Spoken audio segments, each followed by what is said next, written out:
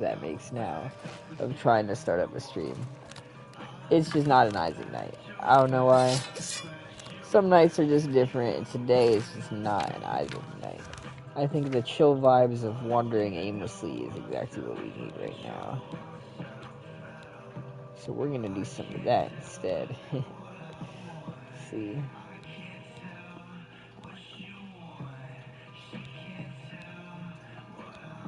Bring 20 bear pelts to this chick. That's what we're gonna do. We're gonna go bear hunting until we have enough pelts to do this quest. I was just gonna wait till I naturally, stumbled across enough bear pelts to do it. But I think it'd be more entertaining for the sake of this stream, at least, to just wander the woods and fuck up some bears until we have enough. So that's gonna be the plan. And while we're wandering and doing the killing and shit that we're known to do while playing these games, we'll just chat, chill, and get a little introspective. My favorite thing to do with live streaming. I live stream because therapy is too expensive. This is so much cheaper. And, what I was gonna say, and in theory, eventually you can make money off it. But from what I've heard, they're changing how YouTube handles paying people and shit like that. And I swear one of the qualifications was that in order to get paid now, you have to reveal your face. Which I didn't hear anyone complaining about, but I was like, well, that's a really big deal, because, a lot of YouTubers don't show their faces and shit. But I also haven't really kept up with that topic very well. So, my information might be inaccurate or outdated. So, there's that to consider, too. But it might not even be possible for someone like me to be able to break out in the YouTube game anymore. It might be too late for me.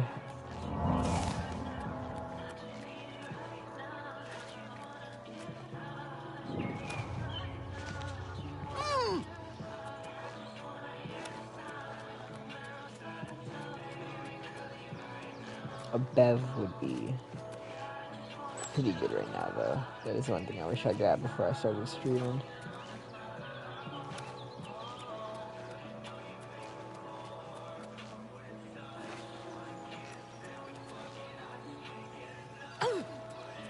Damn.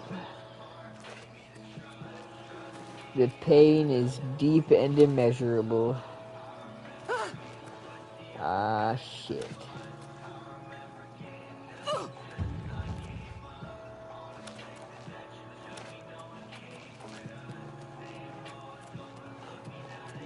Ah, shit. I'm cooked. I'm fucking cooked. Oh, it is a struggle. And that's why we've got Oblivion live streams. you know it's a bad day when we got the Oblivion live streams. That's how you know shit's going wrong.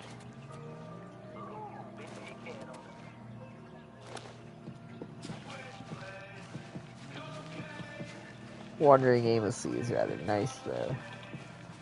It's honestly more atmospheric in this one, I feel like, to wander around aimlessly. Well, nah, I can't necessarily say that. I feel like Skyrim can really get you sometimes. I feel like it's really easy to wander Skyrim for hours. But low-key, that's cheating, because the northern lights and shit are just beautiful.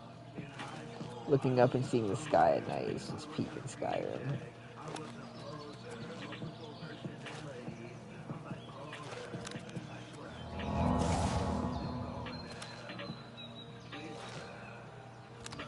I'm about to say, bro, I gotta find some bears.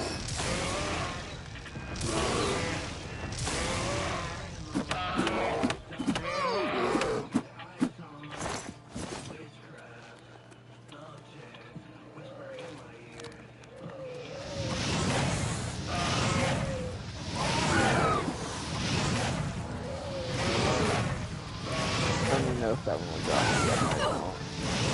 Figured I might as well try that. The Spriggans are low-key ugly as fuck in this one, too. Some of the bad though.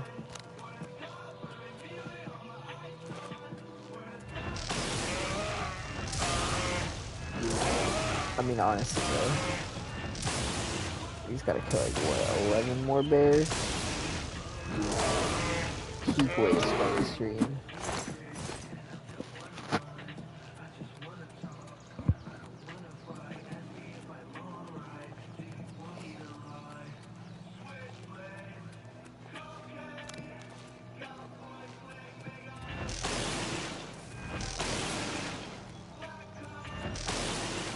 Fuck it, then we're gonna dive straight into the introspective topics. Fuck it. I'm ready. I hope you're ready. Cause I'm gonna find some bears and we're gonna get serious. I would say growing up as a little youngin', I never really gave a fuck about my clothing. Because to me, it just all looked like clothing. I didn't really understand fashion whatsoever, or really give a shit. And I was pretty sure that I was not very good looking. So I was like, ugh, I don't even really care how I, how I dress, because I still, look like shit or whatever. I would say I carried that attitude. Damn, that troll died instantly. I'd say I carried that attitude for like a long time. And then eventually, even when I was like, well, damn, fashion is kind of important now, because everyone, is kind of developing their own style or whatever, I was still just kind of like, I don't know, though. I don't really feel like I can rock any particular look or style, and I still don't really know the difference, for the most part. It's all just kind of closed to me. So I'm just like, shit. Still just didn't really think much into it. I think the first time I actually got a shirt that I, like, wanted, because I was like, damn, I want this shirt. It was when I went to the mountains. I went to Chimney Rock. Before that town got really, like, pretty much wiped off the map by that hurricane recently. But we went up to Chimney Rock, and I got a few things. I got this, little tomahawk that doubles as a pipe that you can smoke out of, which is fucking so fun. It's so silly. I got this little sort of like steampunk hat covered in gears and shit, which I've still got. And I got this fuck, what was it? Got this it was an Avenged Sevenfold shirt. That's what it was. And that was the first time I was like, damn, like, this is a shirt that I want, because, like, I want to rep something. Because, yeah, I like that band. I think they make some pretty solid songs. So I was like, hell yeah. Obviously, I grew up on, Call of Duty Zombies and shit. So I love Kevin Sherwood's music, and I love all the singers that he gets on. Like, Alina and Maluka and Clark, I think is the other guy. Which a lot of them don't get as much love as they deserve. But obviously, I grew up on that kind of shit, so I love that music, and I love that style. And so they did a couple of the songs as well with Zombies, and they also perform very similar live events. So I was like, yeah, hell yeah, I fuck with them. So I was like, yeah, that's nice, I get a chance to, like, rep their music. And I did, I had that shirt for a while, that was my favorite shirt after that. And then I fumbled. I was into a Spanish girl. I was into this Hispanic girl in my Spanish class. And I was like, oh, she wants my shirt? Yeah, shit, say less, bro. You can have my shirt. Go ahead and take that shit. I was so quick to be like, bro, take that shit immediately. Go ahead. Say less, shawty. But I did not get that back whenever she went and friend-zoned me later. I even thought about that, too. I was like, damn, I really want to ask for that shirt back. But at the same time, I thought to myself, I don't really care about it that much.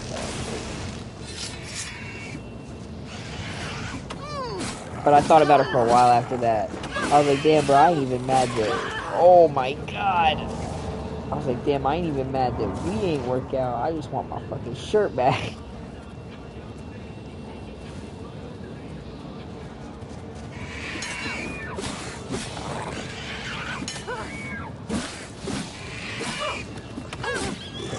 Oh, my God. But, like, after that...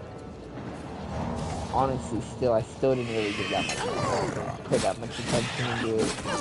The only thing that's ever consistent is that I've always worn hoodies and jackets and shit. Partially just because I'd be cold as fuck all the time. I'm probably anemic, but also because I just feel more comfortable having less, I don't know, skin exposed. I don't know if it's in like a weird way, I guess.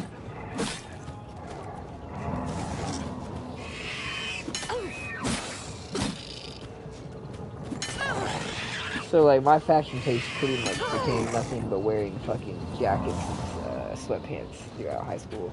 I couldn't stand jeans because of how uncomfortable they were to sit in, especially like in class all day. So I'd just be wearing nothing but like fucking gray sweatpants and a hoodie every day.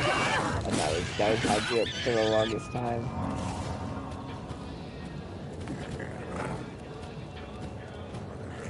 It wasn't until I bought it off of Amazon. It was when I first started having like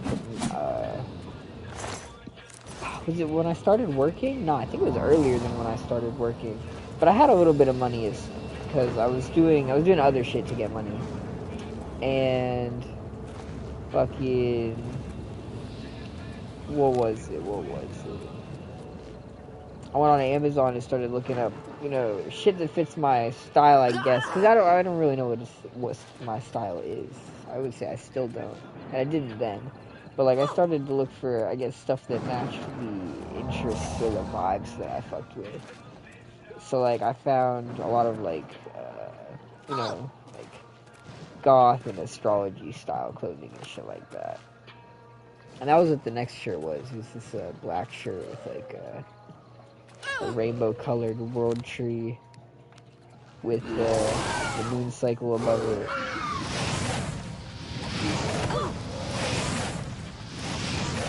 And I had that one until I think the pattern on it started to break apart and come off eventually. But I had that one for like a year or two. But over the past 3 years, I mean, for one, obviously I've been engaged. I've been in a relationship, a very serious long-term relationship. So there's a lot going on. And I was working too, so I was finally having like a lot of money. So I finally started to get to the point where I'd buy myself a little bit of clothes here and there. Mostly it was still just like the occasional shirt or jacket if I felt like it sort of fit my vibe. And some of the clothes that I bought, I don't really fuck with anymore. Like, I don't think I would wear that shit. Some of it did not stick or hit the landing. But most of it, I think, still is pretty good. But here lately, I guess I've been very focused on trying to determine who myself is, I guess. What myself looks like. And I feel like part of that is definitely going to be, like, the way I present myself. And I feel like part of how you present yourself is obviously the way you dress. Which I think I feel like a lot of people can tell a lot about you just by your style. So I feel like it is important to kind of find a way to have a style that expresses myself very genuinely and very openly. I'm pretty sure I'm autistic, low-key. So I think over the years I've gotten very good at masking my more autistic tendencies and personality traits. When after I'm out places, like it's like a different vibe. And then I get home and I'm like, okay. Oh, I can relax, take off the,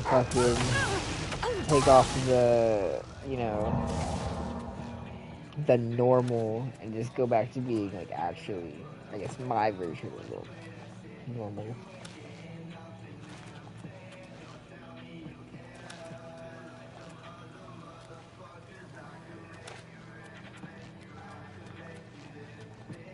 But I've been trying to maybe just not mask it all lately. I don't know. Sometimes doing that, I feel a little bit too. I'm like, oh man, these people are definitely judging me right now. A little bit different. It's a little bit different. They're definitely judging my ass right now. But then I'm like, well, fuck it. So be it. I don't know. I feel in the long run it's probably better. Low-key, everything feels performative. Existing feels performative to me. Like, I never feel genuine, because it always feels like someone is watching, or something is watching, even when no one is there. Like, it always feels like there's a presence that watches my actions. And because of that, it never feels like I can do anything just for the sake of, like, myself. Like, I'll overthink it if I have time to think about it for too long. I'll be like, well, damn, if I was a random person, what would I do? Or if I was, like, you know, that random presence that was watching, what would I think? Because I was thinking, like, damn, if it is right there, or I guess, like, if there is a presence watching, like, what does it think? Or what is its reaction?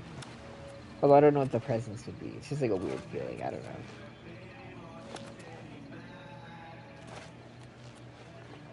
It's a very ever-present thing.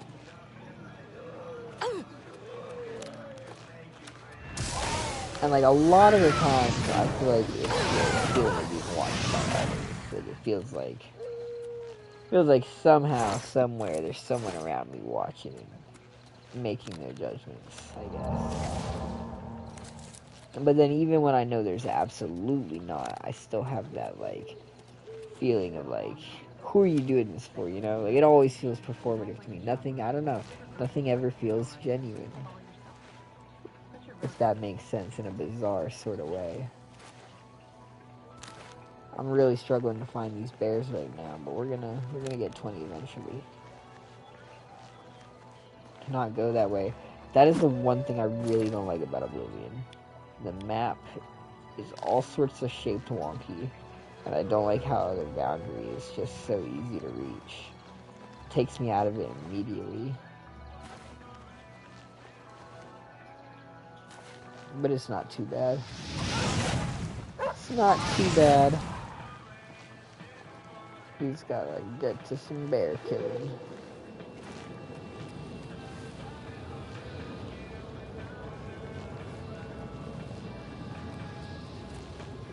What was I saying, though? Right, so yeah, it just kind of, I don't know, it always feels like everything is performative. It always feels like sense that someone's observing, I guess, or something is observing.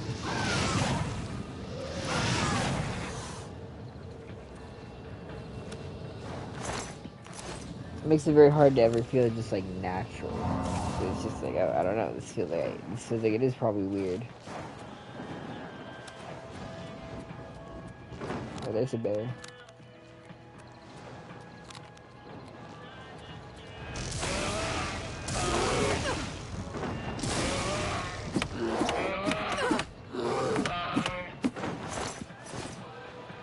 Easy. I have a lot of these gates open. I think I need to close more of them. I think by just letting them build up like this, it's gonna get to a point where I can't walk anywhere without it being a pain in the ass.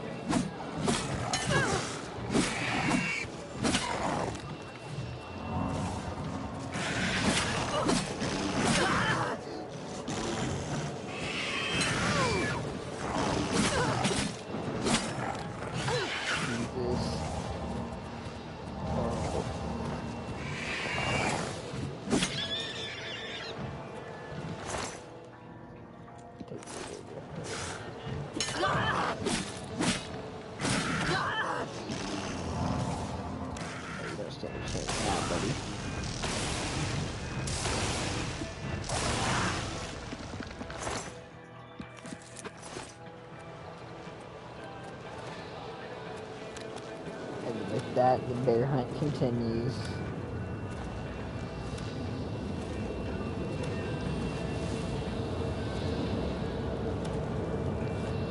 Don't need too many more now, though. I think a good 5 or 6 more should do it.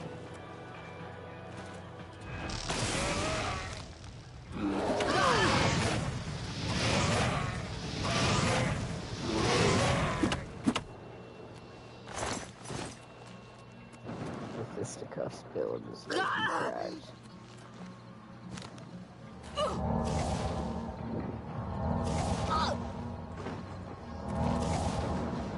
You take fall damage really easy in this one.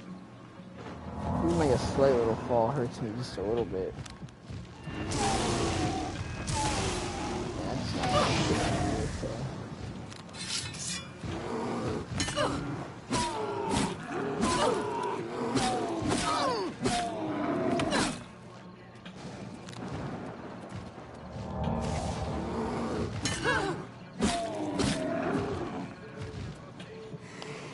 My shit is broken.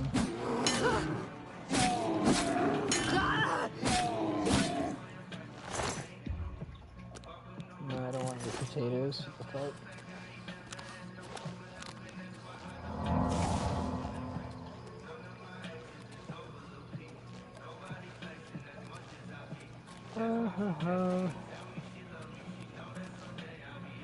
Where are the bears? Not in a gay way.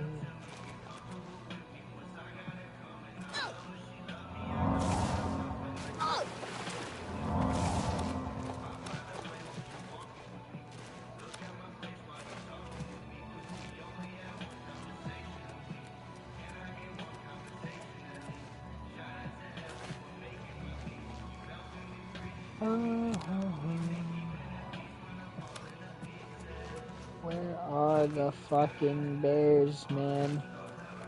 Did not have this hard of a time finding them the last time I was streaming.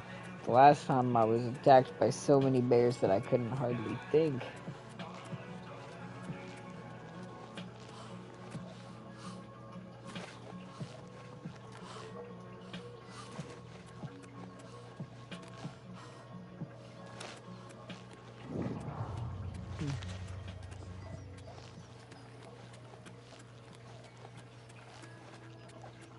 The vibes are immaculate, yo.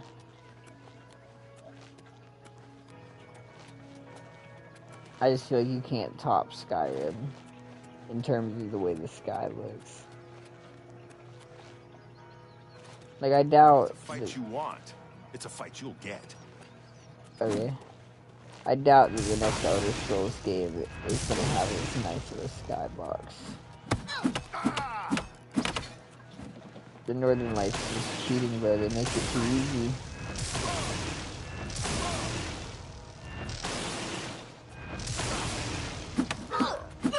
Now you will know pain. Oh, you picked on the wrong crazy motherfucker.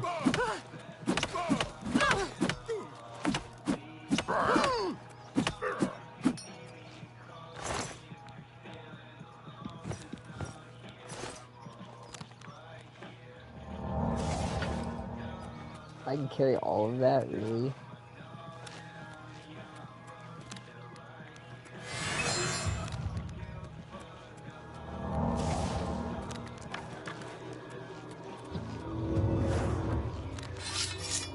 I'm just gonna run a lot of random shit, too.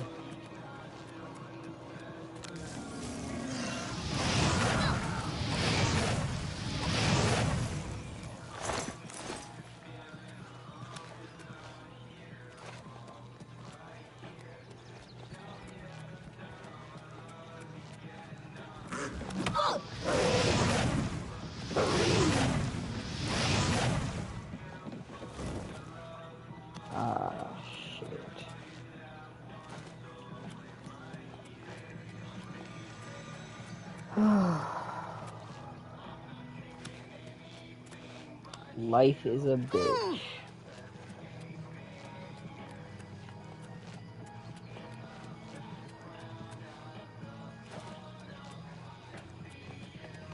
Speak.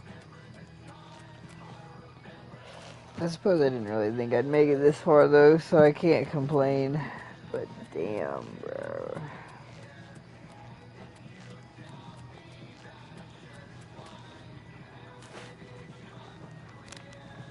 Rough out here, Raph. It's rough out here.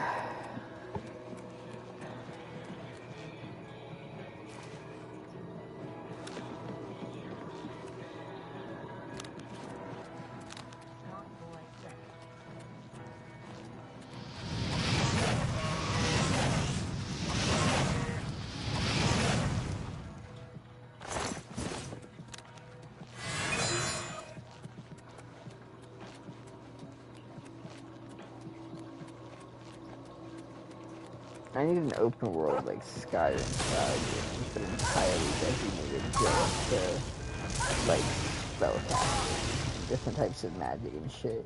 Like the true sorcerer experience.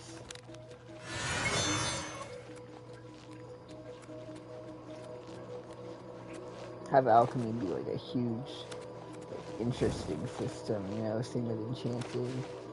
Be able to make custom spells and have different schools that are all crazy and powerful and unique. Different styles of casting. So I don't know, little things like that.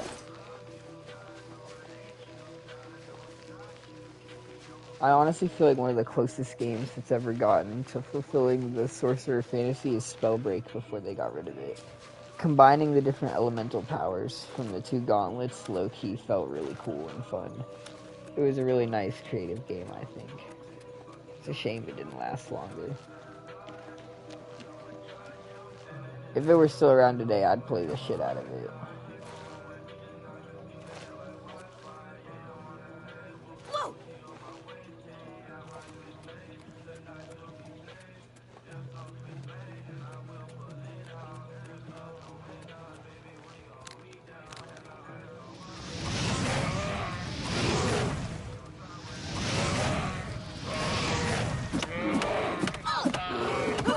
Never fuck with the crazy man who punches bears to death. It doesn't usually end well.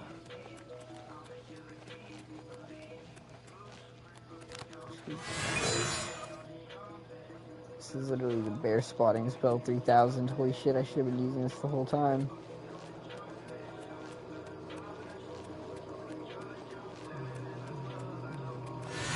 This has gotta be what it feels like to take meth for the first time. The world just brightens up for you.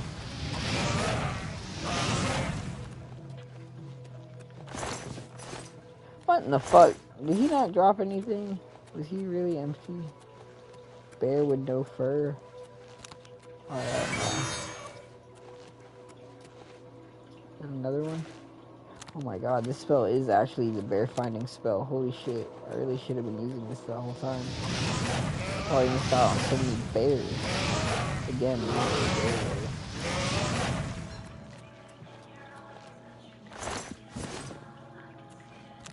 Damn, that was what pushed me over the limit.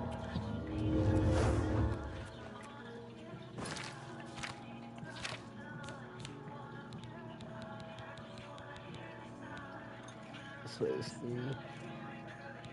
This way is 15. Let's just drop that.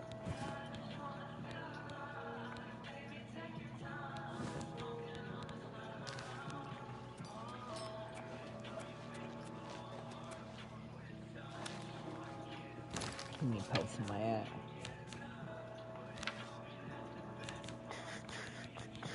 Hey, just enough.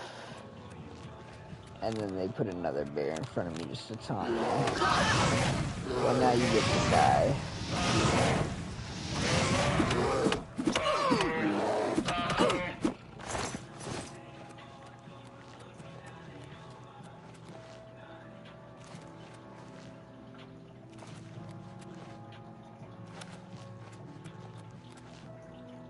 Where are you, crazy lady? I have massacred the local bear population as requested, and I would like a kiss for my efforts.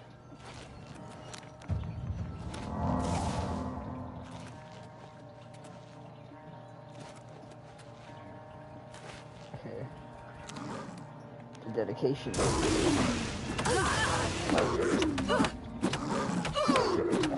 Unfortunately, I punch bears for a living.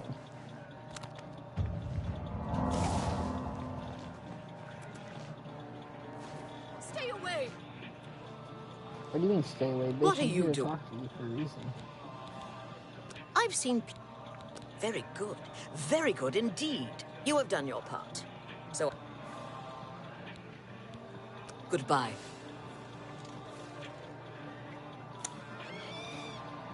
Yes.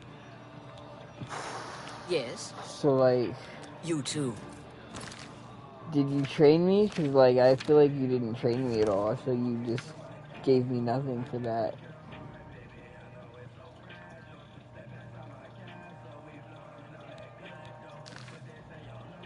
I mean, that was the quest, though.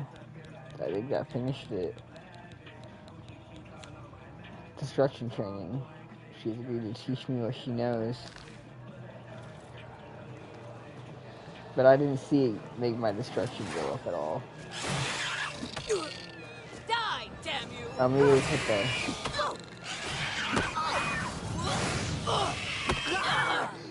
Maybe it's just a coat.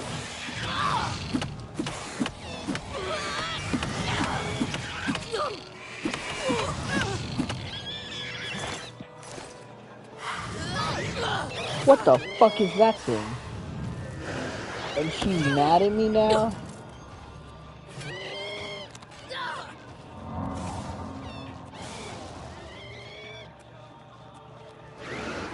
Why are you mad? Oh. Well, she's only unconscious. That's not that bad. I'll just kill the lady. Stay away!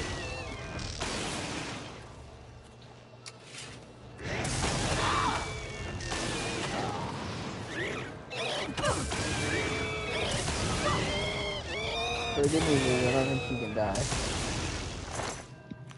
Are you gonna be nice to me now? Cause, like, I killed him. What? You too. A pleasure. Okay, well, I'm gonna assume that it gave me some sort of XP for that, and that it didn't just do a fat lot of nothing, and then we're gonna go sell all this junk.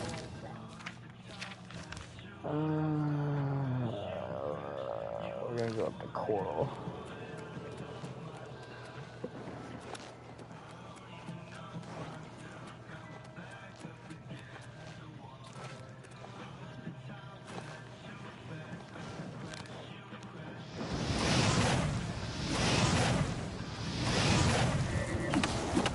See, there are bears sturdier than you. That's crazy.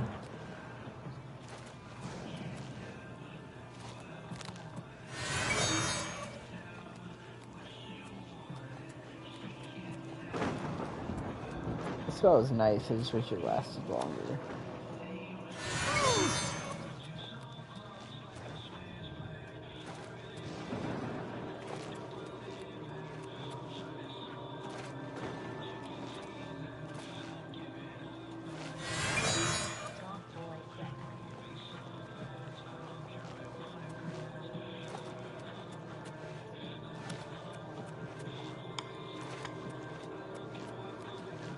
Almost there. Probably. Somewhat. Probably fairly close. Yeah, okay.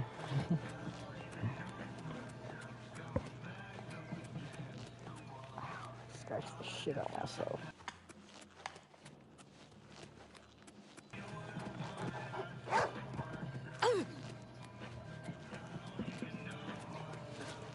I know what it is. I know what's causing these strife. Oh, Jesus, he didn't even get a chance.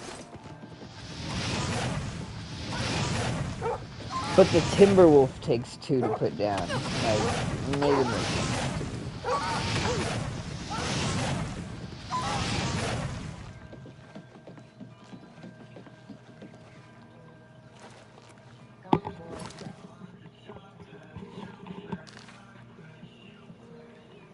Okay, do I have another one? Oh my gosh, these are all just empty wrappers.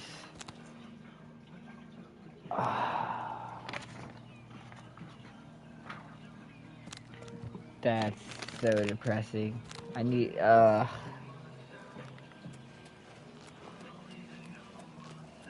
many did we buy then? Because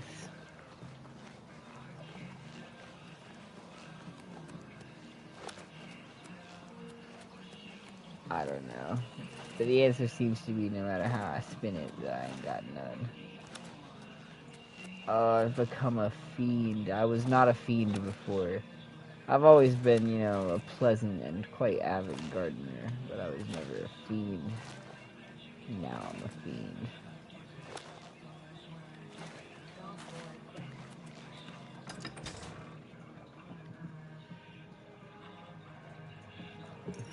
Burning through an ounce a week is wild behavior. It really Your is. relief. Another day, another septum.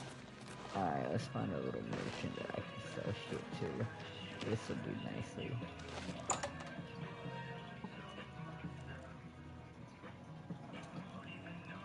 Well, goodbye. So here's how this is gonna go. I'm gonna touch you real quick, little bro. And we're gonna do some business.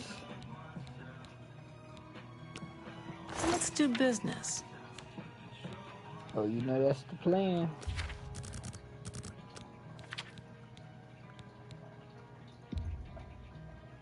You're trying to drive me out of business. Make me a better offer. Man, you're stubborn. A fine transaction.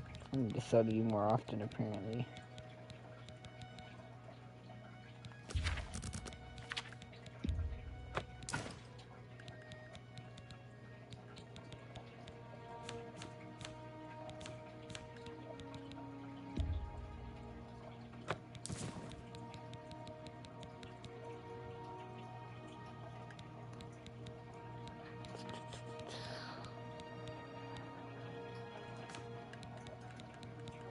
Thank you.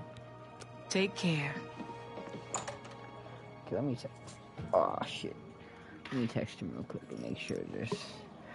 Well bet. Or in my backpack, maybe. Hold on.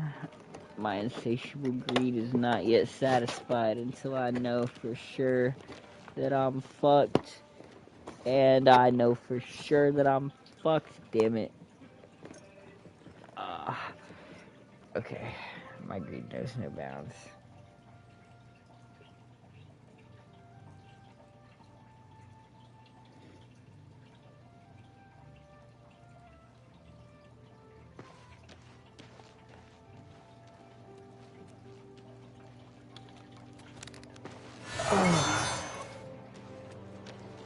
I'm itching for it. I'm feeling so bad.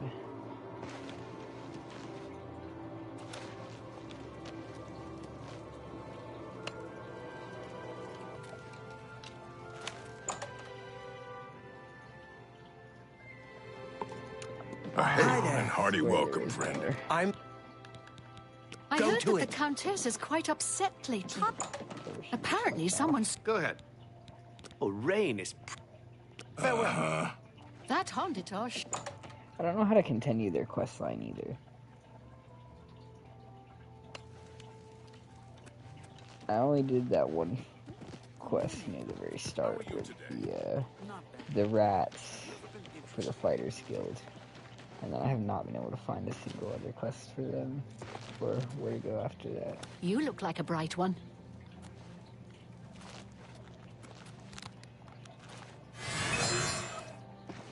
Kinda geeked though. I'm listening. But still feeding. Oh, the pain.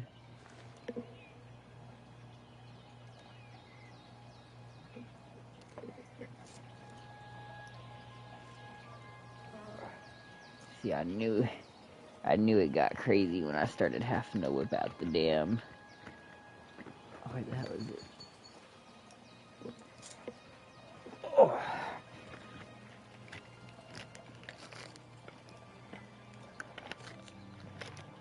I knew you were somewhere.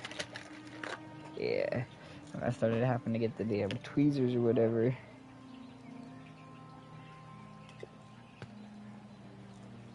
Side is.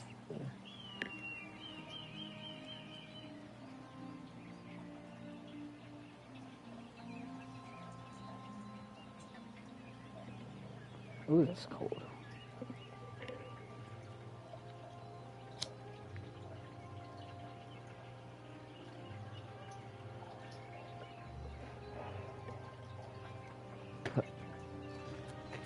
It just works.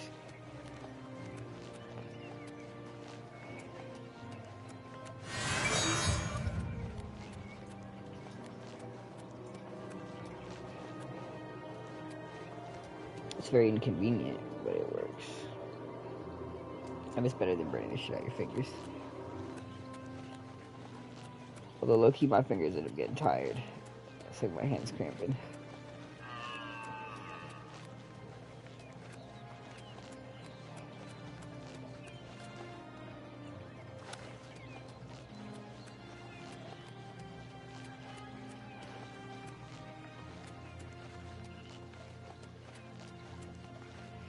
About this coworker.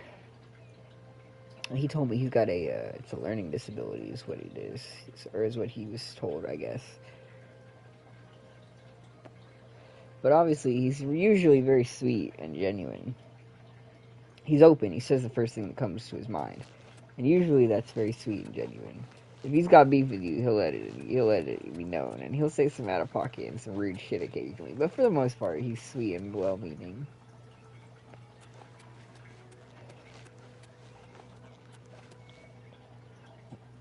And he sits there every time I'm smoking. We're talking about smoking or making a new one. And he tells me about how bad smoking is for you and how you should quit it and everything. And I'm like, oh, Isaiah, you sweet summer child, you're right. It is probably not the greatest, but I'm not gonna stop.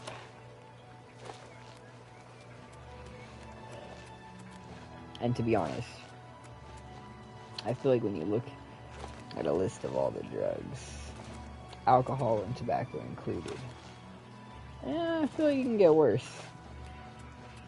I mean, honestly, even smoking nicotine and tobacco will fuck you up more in the long run. Plus, nothing unites people. Ooh. Nothing unites people quite like some grass. I used to think it was so funny. I've always had really diverse schools.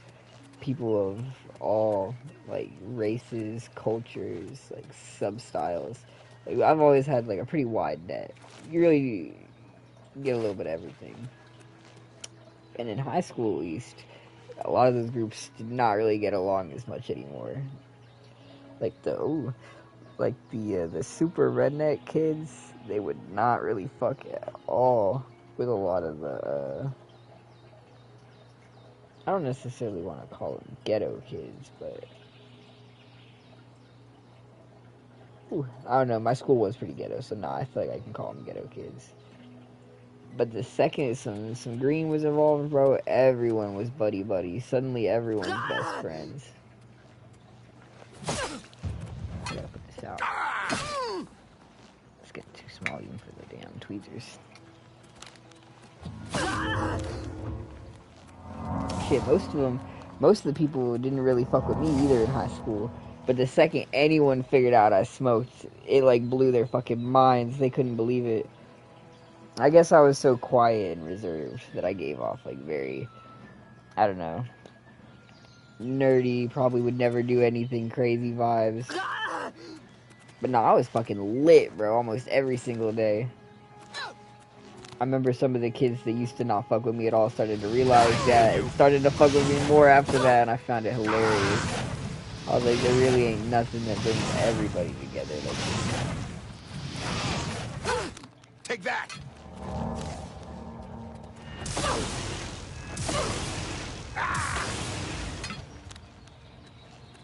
That was low-key so peak. I kind of missed that era.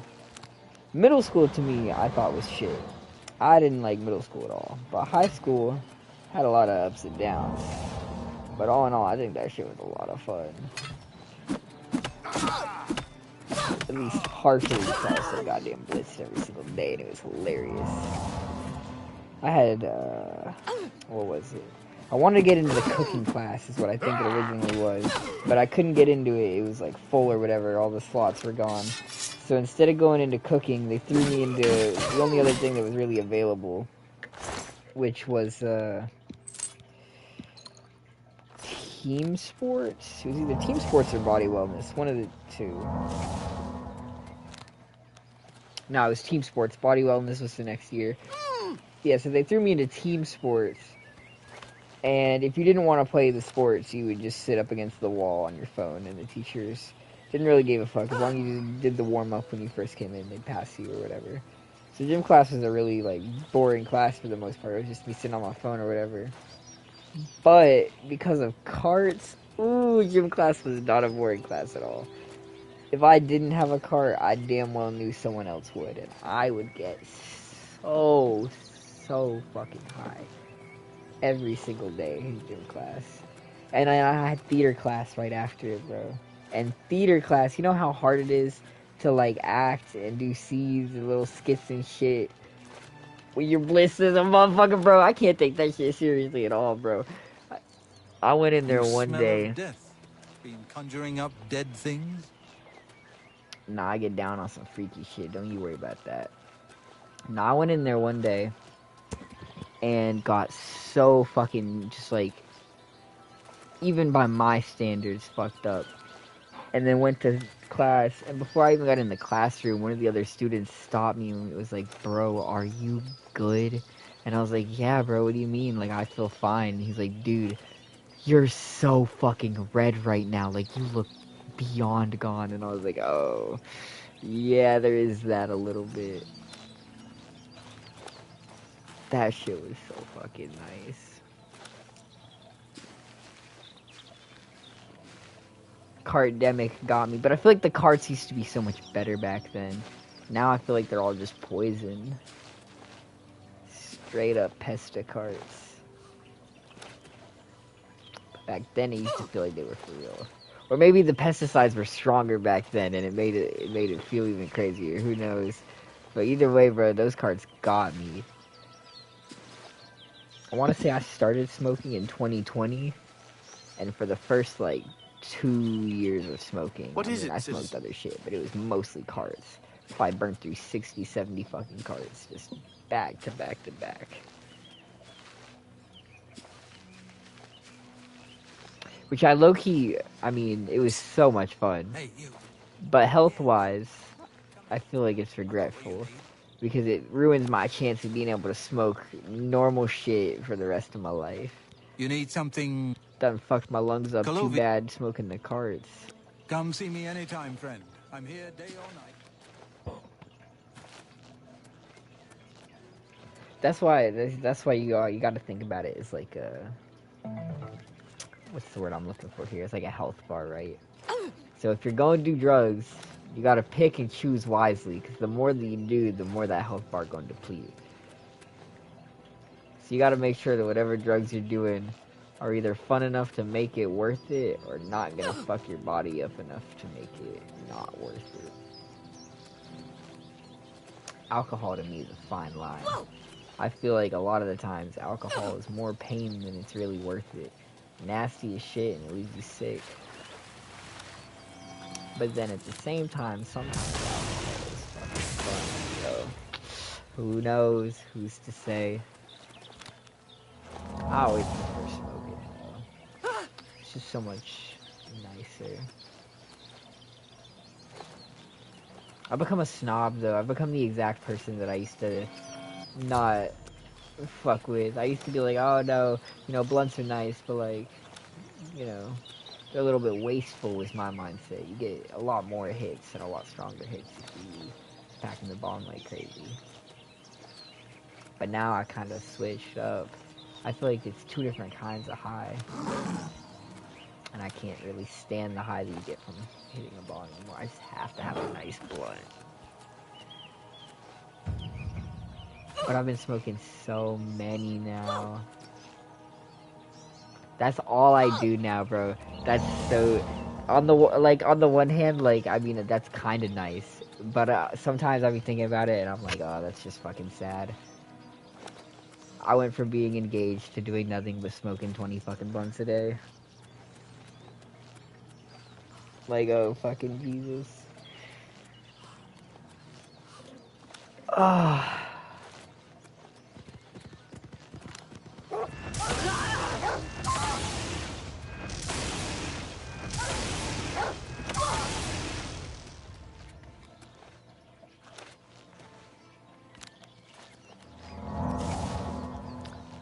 God damn. I don't know, but a good blunt is nice. Maybe all is good as long as you've got that blunt at the end of the day. Shit, I know I wouldn't be able to work without it. I've been working for a year and a half now, I want to say, almost 2 years. And on the one hand, honestly, a lot of times my job is fun, or even satisfying, or something. I don't know exactly what I would describe it as. But it's also annoying a lot of the times, and it can be extremely bullshit at times.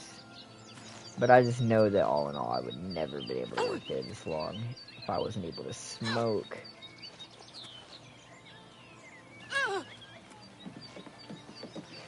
I do feel a little bit cracked though. Worked there a year and a half and managed to work my way all the way up to being a manager. Literally took my original boss's job.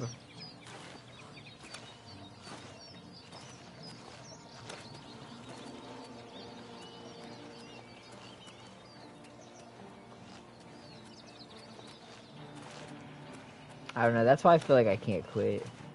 It feels like at this point, unless I find something that makes either more money for either the same amount of work or a little bit more work, then it's just not worth it.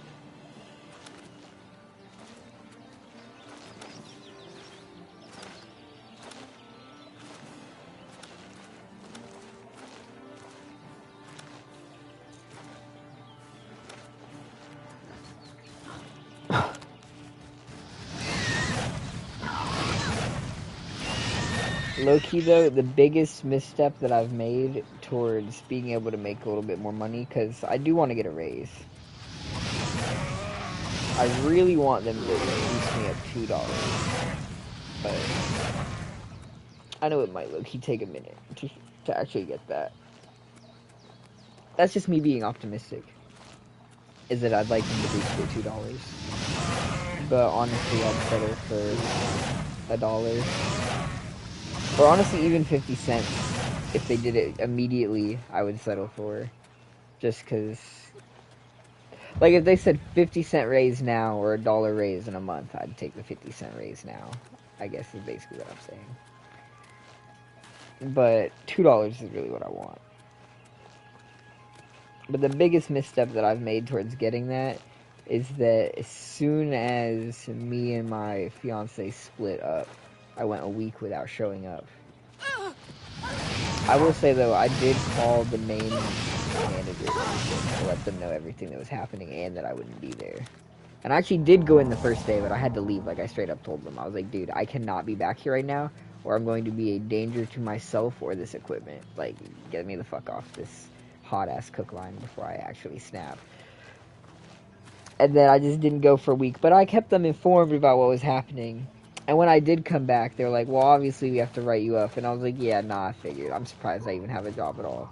And they were like, yeah, well, you actually shouldn't. They wanted to can you all together. In fact, they wanted me to write you up 3 times. So here's 3 different write-ups for not showing up. And I was like, well, okay, I'll take that. But then I was reading it, and it was like, didn't call. And I was like, well, that's just bullshit.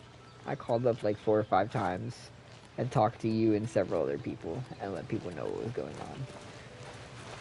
But I was like, whatever, I'm still gonna eat the punishment or whatever, because, you know, you can't really be a manager and just stop showing up for a week. So I get it. To some degree, at least. This is a nice little area.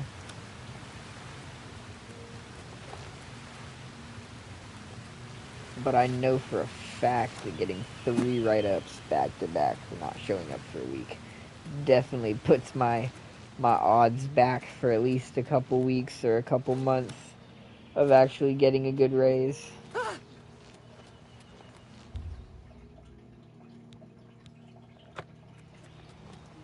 I mean, but I have gone up in pay like 3 or 4 times in the past few months, so like I can't really hate. But on the flip side, I used to make more as a server, low-key. I was making fucking bank as a server. It was only because they were overworking the shit out of me. I was the only person up there 5 days a week for like 4 months. So, you know, that kind of gives you a chance to make some good money. But damn, bro, I was making better money then than I make now on the low. The work definitely sucked more, though. Because, like I said, I was having to bust ass to get that. And it was making me very bitter and petty towards working there. I'd roll my fucking eyes every time I saw a car pull in. I'd be like, you would want to come here right now. Literally all goddamn day. Y'all just crave this exact food at the least convenient time. Like, I started to get bitter and petty. And eventually it got so bad that I was like, dude, I can't do this anymore. If I'm not gonna quit, y'all have to move me to the back. Y'all gotta move me away from these motherfuckers before I start cussing them out. Once I started working in the back, though, it stopped mattering to me as much. Because I didn't have to kiss ass just for the sake of it. So now, you know, I'll go out there after I'm done cooking and everything, and I'll just make sure everyone's doing good. You know, the classic little, oh yeah, everything good. You know, how's your shit? And I'll just chat it up with people, give them discounts if their food didn't come out right, or if they have problems, or offer to remake shit.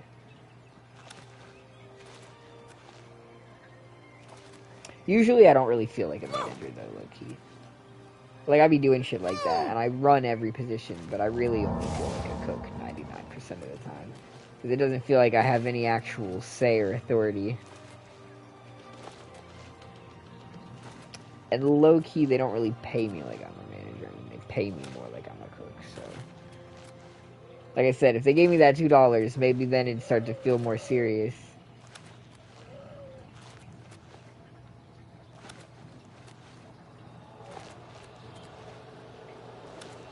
But shit, before I quit showing up for that entire week, I was low-key still kinda... I mean, it got to the point where I didn't really care about the customer part of it anymore because I didn't have to kiss their asses for a living. So it was like, you know, if the customer wants to be outrageous, let them be outrageous. It doesn't hurt me none. But it was still annoying because it would just constantly be so busy back there because I was still kind of being overworked. I was the only back-of-house worker as the manager for months, for like 2 months. So I was still kind of like stressed out and pissed. But after that week, when I came back, I don't know, it was like my mindset had changed. Like, now I don't get mad while I'm behind the cook line at all, even though a lot of the times they still be fucking me over the same way, leaving me with nothing. I'm just like, oh well. Laugh it off.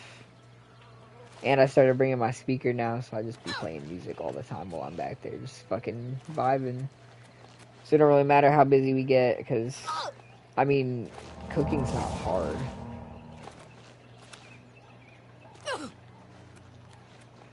Actually, it's crazy how much of the stuff isn't hard. Because back when I was serving, I used to see all these people in other positions that it felt like they were doing such a shit job. And now I know that they really were doing such a shit job, because the first time I did it, it was coming out better looking. And I was like, bro, if I can do this, y'all can definitely fucking manage. Like, I'm gonna be honest, the dishwashers aren't worth a shit. The first time I went back there to do dishes, every single one came out goddamn spotless. I was like, tell me why for months I've had to pick around all the dirty dishes that you people can't manage to fucking wash properly. But I'm back here one time and they come out completely fucking spotless every time. Like, y'all are either lazy or legitimately stupid.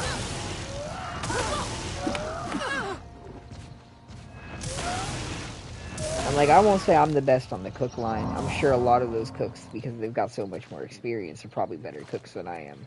But I also know that a lot of them don't fucking clean up after themselves and leave it a nasty mess that's not stocked. But when I'm back there, I get shit stocked and done. Like, I don't know. Sometimes I wonder what they get paid for.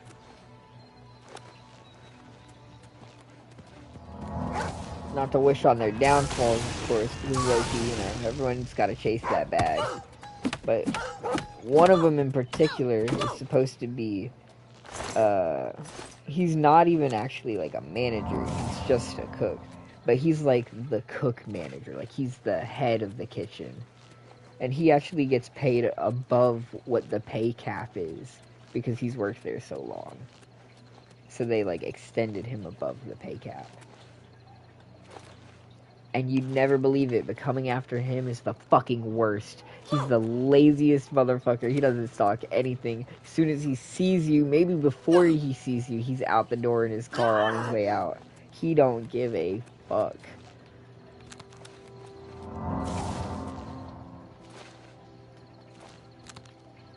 Any day that he works, I know it's gonna be messy as shit back there.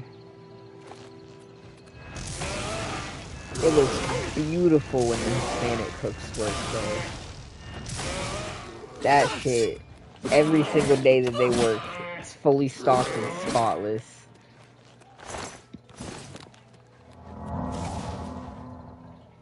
And they drive too. They drive like 30, 40 minutes to get to work. And I'm like, damn, they must pay y'all good, because I would not drive 40 minutes to get here. Hell to the no. If I didn't live close enough to where I could get here in 20 minutes, I'm not coming.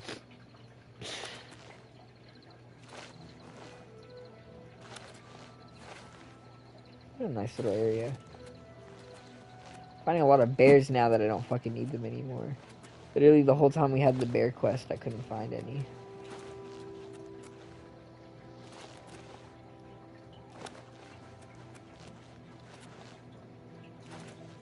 Nah, and I have help back there now.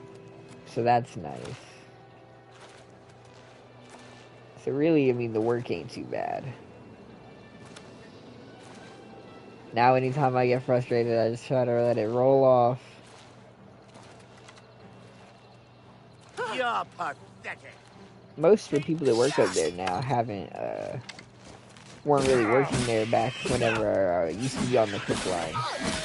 So the only people that still remember it is Isaiah and the oldest of the servers that's up there. But I used to be fucking mad back there on the cook line too.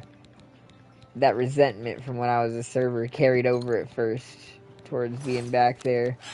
I'd be sitting back there talking all sorts of fucking shit to myself and just bitching and griping. And anytime, right, the server at the time, she had like the worst habit of just ringing in the least convenient fucking order, always at the least convenient time, and it was only ever her, and I would always know that it was her, so I started to get really fucking mad at her too. Every time she punched in an order, I was like, oh, this bitch will never just order a normal fucking meal. It's always gotta be the weirdest shit. The most annoying shit to make, the most time-consuming shit to make. 6 different kinds of fucking sandwich. I'm like, dude, you're killing me right now. Order some fucking breakfast.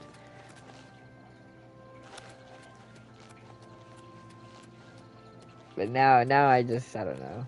Now I just think it's funny. It's just gonna be whatever it is. I don't know, past few weeks have been See, I just don't like this. There's nothing more immersion breaking to me than fucking this. Oblivion is the worst about that. In Skyrim, I'm sure there were a few places where that happens. I mean, I almost guarantee it, but like, it wasn't like this, bro. You just wouldn't walk into it on a casual fucking stroll. It's the only thing that ever takes me out when I'm playing Oblivion is the weird ass shape of the map and always walking into the border.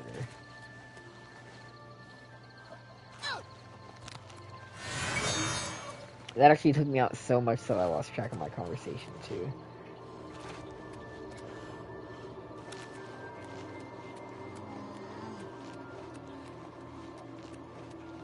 I'm so glad that they dropped this game though. As someone who's completely lost any faith that the next Elder Scrolls game is even gonna be fucking decent, let alone good, like having them drop this and having it be fun was so sweet.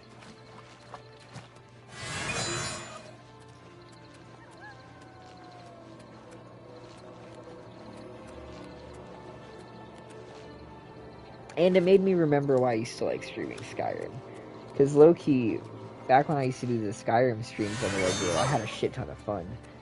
But I got Bloodborne, and I streamed it for the first time that I played it. And it immediately became like my favorite game of all time. And I had so much fun playing it that I had to immediately stop streaming Skyrim entirely and could never go back to streaming it. I lost like any interest in being able to stream it at all. Every time I got on, I was like, fuck dude, I've gotta play Bloodborne again, holy shit.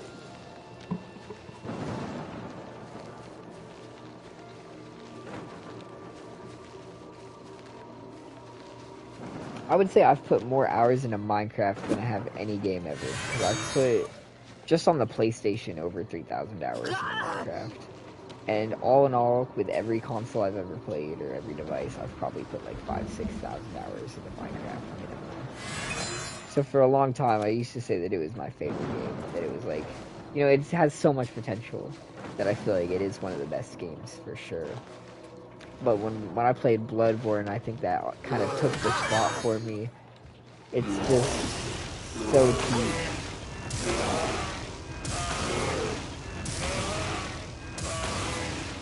I'm definitely one of those people that says that it's honestly better than all the others in the series. It might not be the hardest, but the atmosphere is just so unmatched. None of the other ones can even get close to it.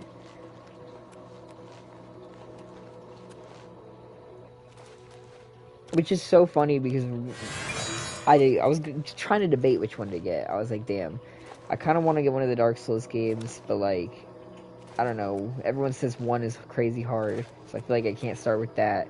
But 3 is the last one, so that's weird to start with. And everyone just talks shit about 2.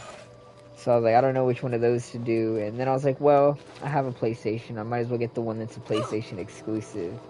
But I was even thinking at the time, I was like, oh, I don't know though. They got like guns and shit in that one. That's not really my vibe. I fuck with the medieval times more than you get with the Dark Souls games.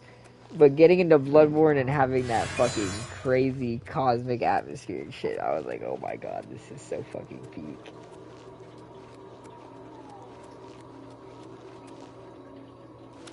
And the trick weapons are so beautiful. I honestly don't think any of the games have gotten better combat than the trick weapons.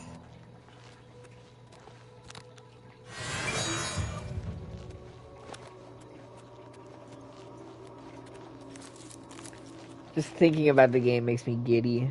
But I kick my fucking feet like a goddamn schoolgirl, bro. Like, god damn, I love that game. Oh, I love it.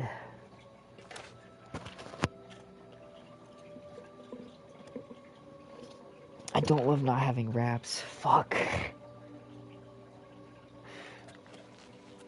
I mean, I'm not gonna get jumped. Oblivion is pretty peaceful. I can probably low-key. Okay, yeah, I'm out of wraps, so give me 1 second. I'm about to have to make a desperate maneuver.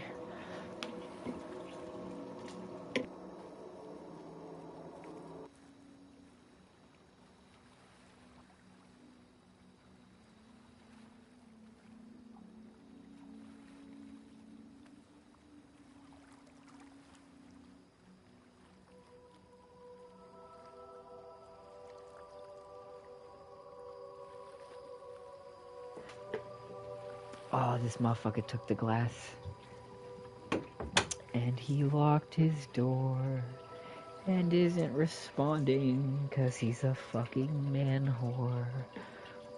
Oh, well now what? Now I'm really fucked. On see, and he's already got 2 or 3 others in there. Why you gotta take the only other one that we damn got? Does he not understand that I'm a fiend? That I cannot go more than 30 minutes any longer? Oh, what is this one? No.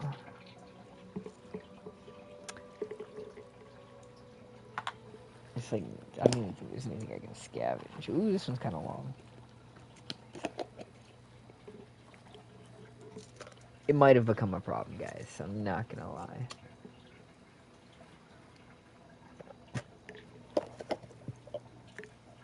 Huh. I don't know if it was a vice before. Before it was a hobby. It might have become a vice now.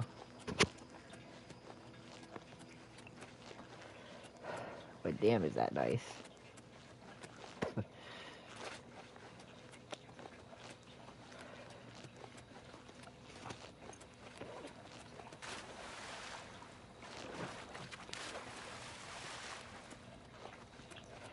Sorry.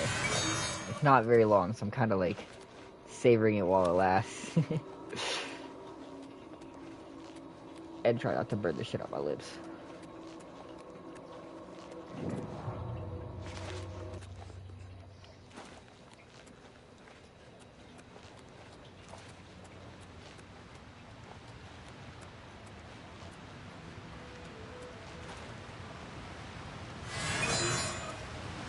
Yeah, I think Skyrim's world map is a lot more fun to just kind of wander aimlessly. I just don't think Oblivion's is made for it. The weird shape and the weird boundary and the paths and shit aren't really as, I guess, navigatable. If that's the right, probably a bit of a clunky word to use there, but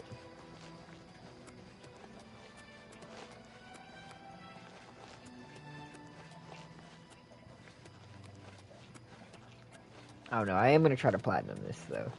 I platinum Skyrim and that was fun. Actually, I 100% Skyrim. I got all the DLCs and shit to tell you.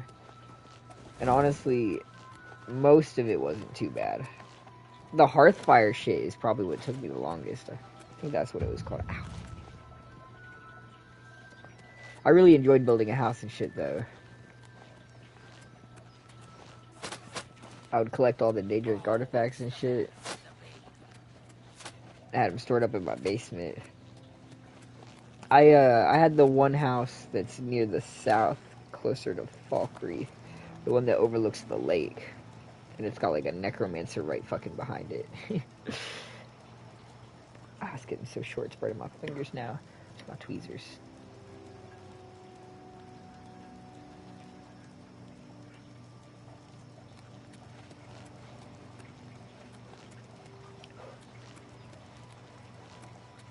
I want to go into one of the Aelid ruins. When I was playing Skyrim, I used to wander. This is a holdup. Hand it over or die. Now you have exactly until I finish this roach, and then you're gonna meet a very, very painful end, buddy. So enjoy these last few seconds. You are ugly as shit too. Damn.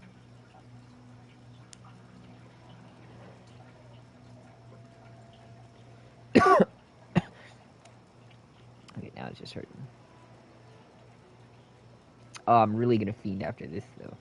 I think that's the actual last one that I'll be able to make any use of. We can. Alright, fucker. I am about to beat you to death very slowly.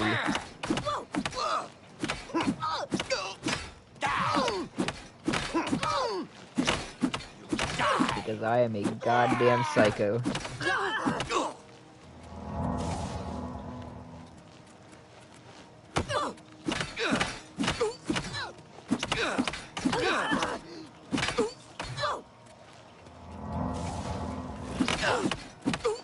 This is the one thing that makes Oblivion better than Skyrim.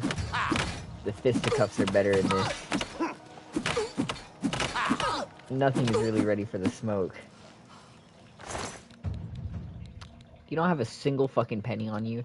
You're the worst thief I've ever seen in my life.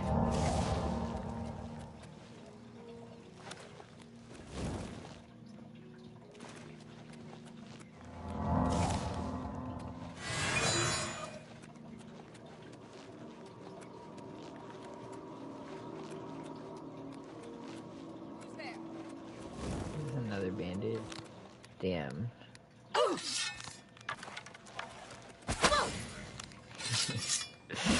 Oh, you poor bitch.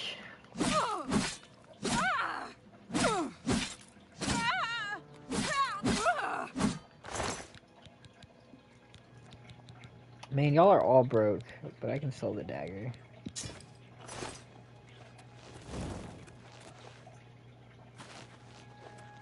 What was I saying? Oh yeah, when I played Skyrim, I would just wander for hours and hours, and just wander into random caves and forts and shit.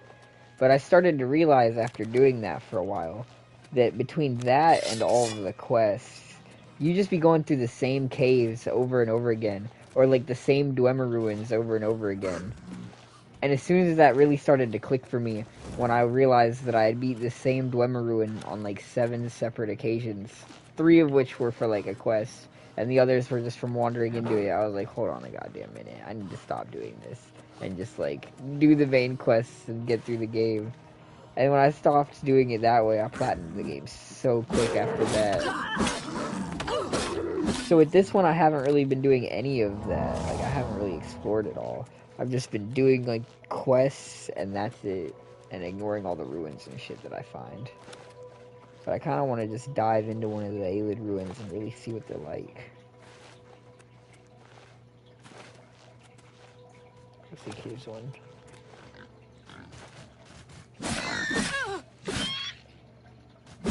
No, honestly though, there's like one or two specific caves, and there's one Dwemer ruin in particular that I know I must have beaten so many times on that same save, because different quests just kept guiding me through those places. Or I would wander around randomly and would wander into it one day to explore or get loot or some shit like that.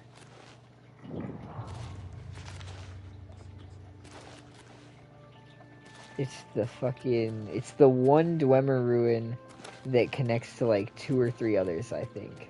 Because I want to say the place with the big underground mushrooms connects to like 2 or 3 Dwemer ruins. And one of those ones involved is the one that really like made it obvious for me. I mean, low-key, this gives off a very similar vibe to the Dwemer ruins. Not like style-wise, obviously, but I mean, they basically fulfill the same purpose.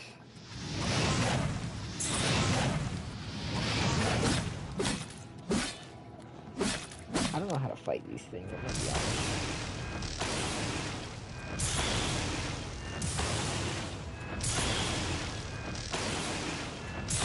They just have really small attacks. I feel like it's completely immune to physical attacks, though.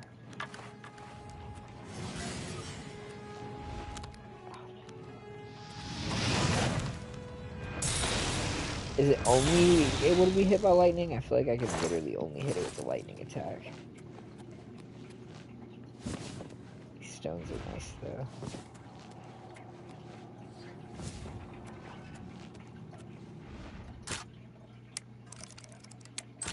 I do love lockpicking in this one. I think this is so much better than the Skyrim lockpicking. Even people I know that don't play video games, like people that don't enjoy gaming at all, but have seen that little lockpicking minigame and told me that they want to try it. So I feel like it definitely does pretty good. It's nice.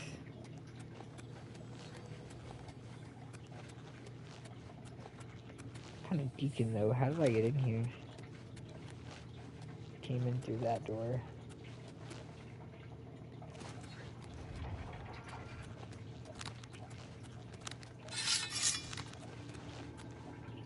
Shit.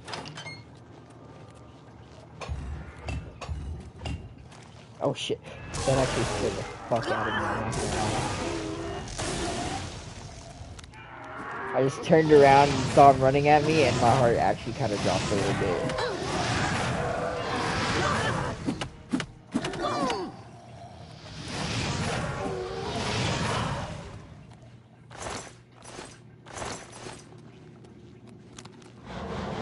Oh, but you know, honestly, what's such a slept-on game is Lunacid. It's a nice little first-person dungeon crawler. It's like the old Kingfield games, basically, in terms of like style, but with a much like trippier atmosphere. And that game also made me fall in love as soon as I started playing it. I haven't finished it, unfortunately, because life is just so crazy. So much shit is always going. Dude, this place is a gold mine. Oh my god. There's like a million of these stones.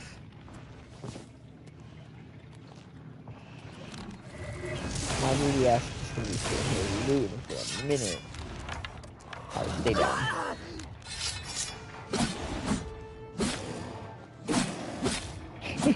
Oh, what the hell?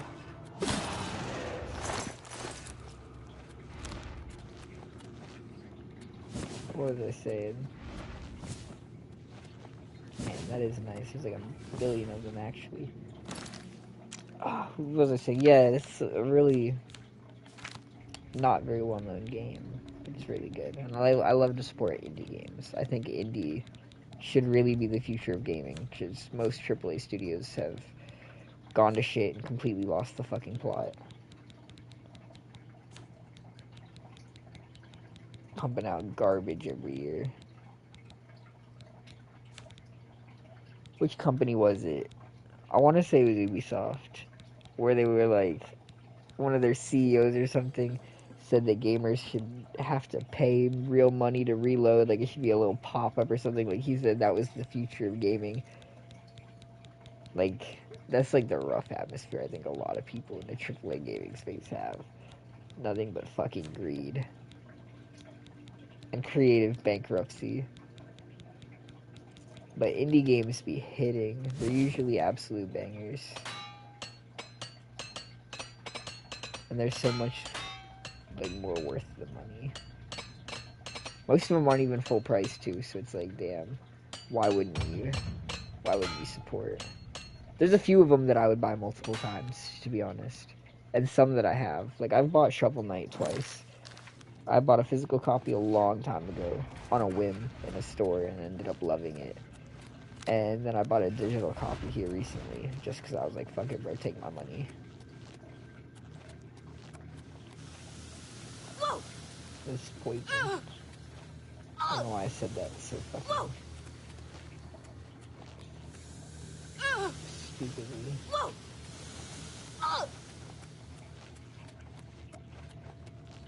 That's pretty. Oh, that's really nice, actually. Kind of like these more than the Dormer Ruins already. I like the vibes here more. The steampunk vibes of that other one are nice. And this place has some steampunk vibes, too, I guess.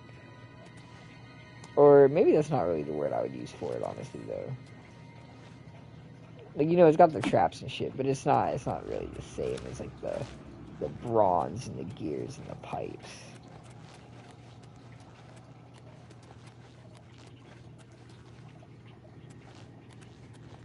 This ain't that steampunk, this that crystal punk type shit.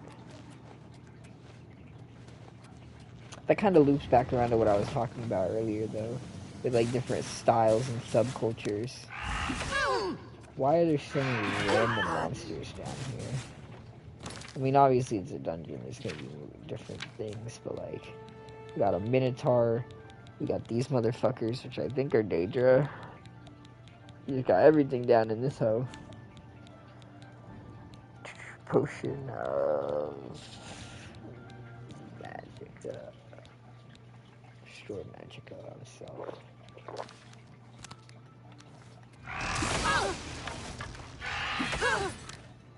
The paralysis staff was 110% removed, though. I knew I'd never get XP from using any of the staffs, and the damage on them wasn't even that good. So there was no point in choosing, like, a combat-based one. So I was like, fuck it, dude. Give me something that'll stun everything. I like the Mage Guild questline way better than this. The Mage Guild questline in Skyrim is pretty shit, I'm not gonna lie to you. Which is a shame, because I was really hyped for that. Is this one different? It was white.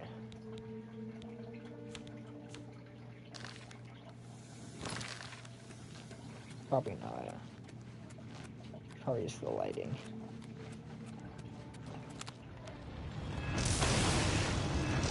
Oh, you little fucking bastard. It's so hard to hit them.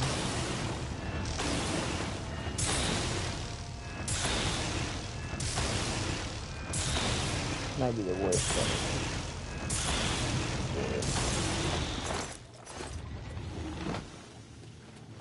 Can I go up there, or is that death? Like, I feel like it's death. But, like,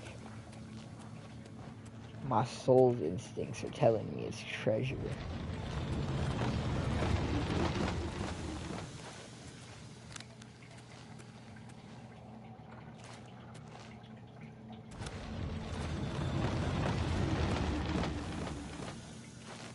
Look at this treasure. I'm gonna go for it. I can stop spazzing out.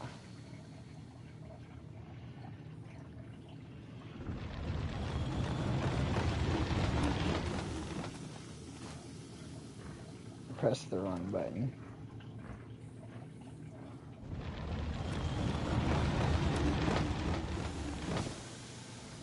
I mean, it was a very minimal amount of treasure. But treasure is treasure. Oh,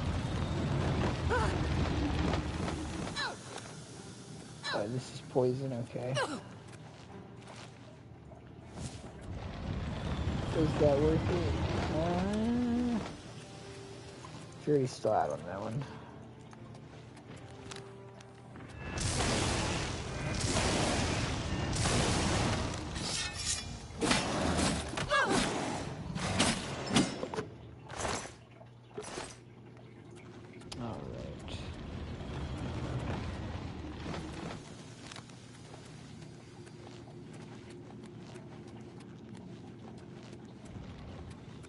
Yeah, I don't know. This is probably the second, maybe the third Ayleid ruin I've gone through. Probably only the second. But I fuck with these pretty heavy. This gate opened remotely.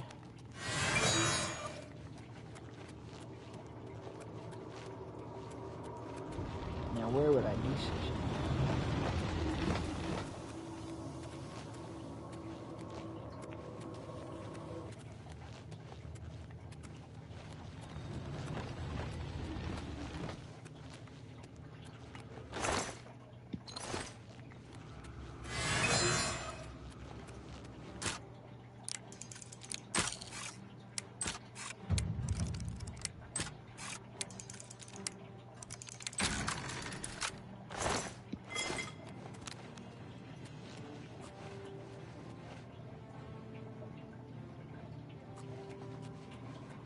another fucking wish. Dude, these things suck.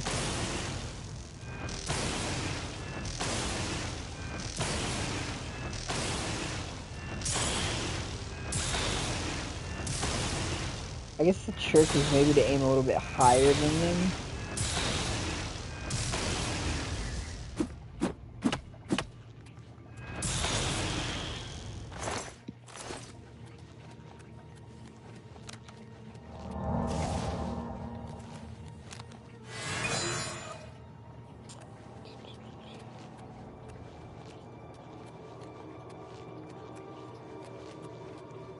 Man, I'm so lost though.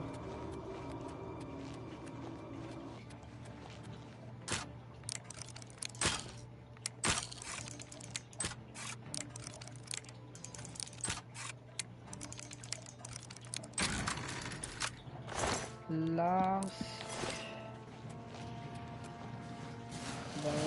Oh, that's not good. Oh, where is my magicka? Restore, restore. Sit your ass down.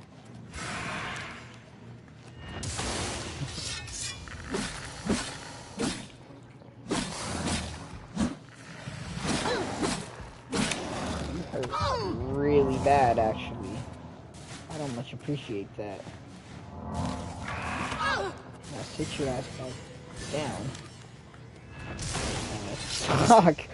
Let's talk about this.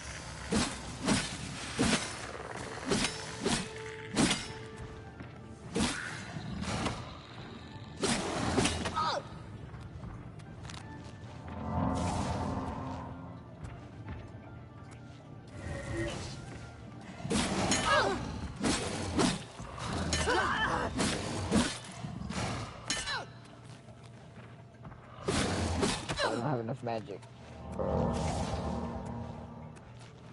Gotta lock in.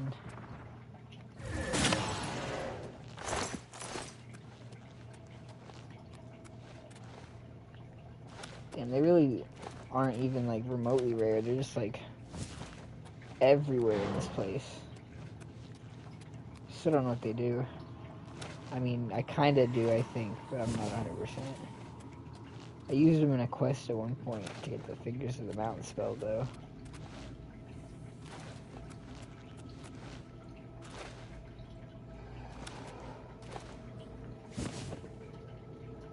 It's so weird seeing, like, normal fantasy monsters in this one.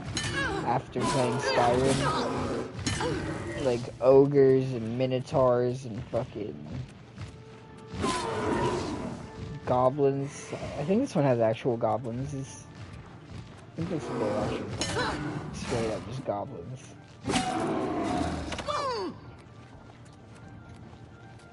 I mean, you got the trolls in Skyrim, but I don't know. The trolls I don't feel like are really all that out there compared to like a fucking minotaur and some ogres.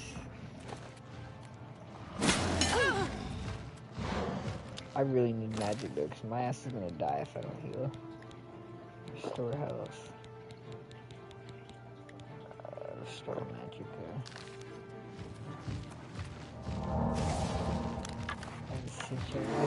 Oh, it's a fucking empty.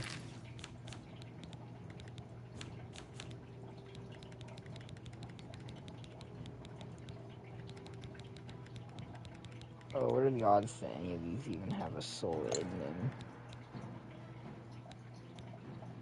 Really?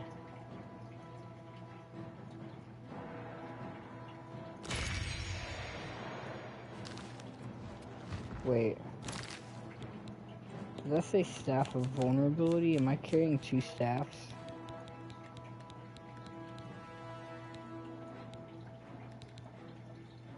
Did I just recharge that useless staff? Oh, brother. That is, in fact, exactly what I did. Oh, man. That might have been a generational fumble. Okay, what do these do?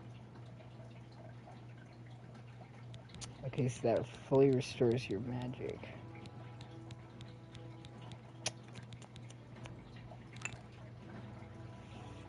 Well...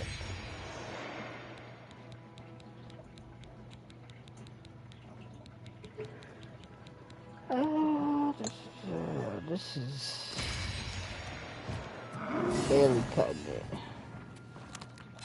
Yeah, that gave me 1 fucking try.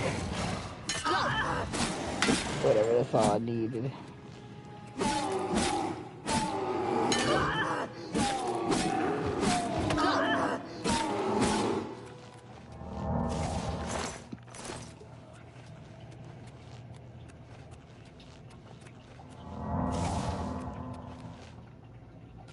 Okay. I think it's this way.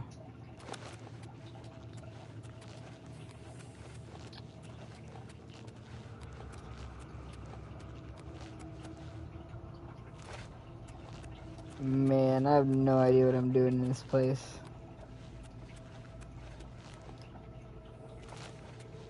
I'm probably...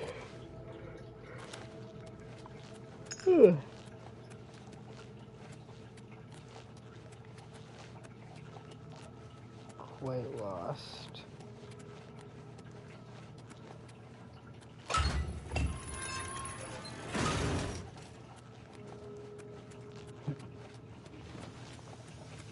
Oh, there's the end of that little loop.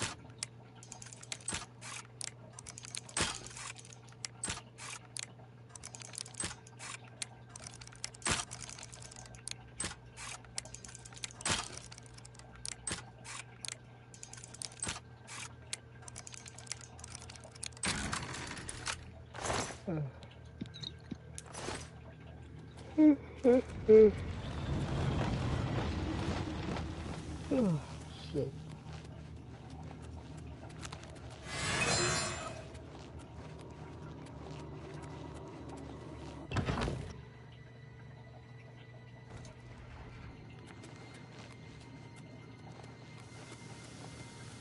Whoa!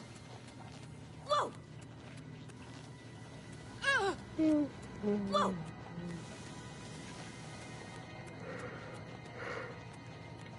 Yeah.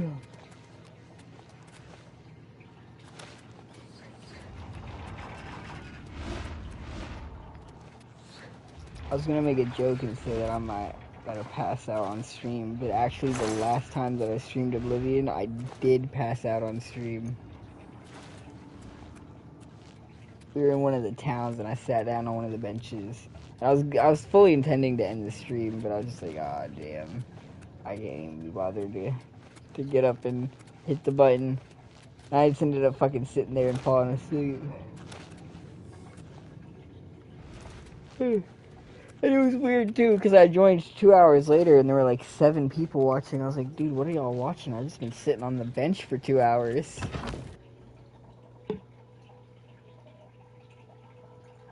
Literally, as soon as I woke up, I was like, oh shit, I still have to end the stream. And then I noticed how many people were watching. I was like, damn, bro.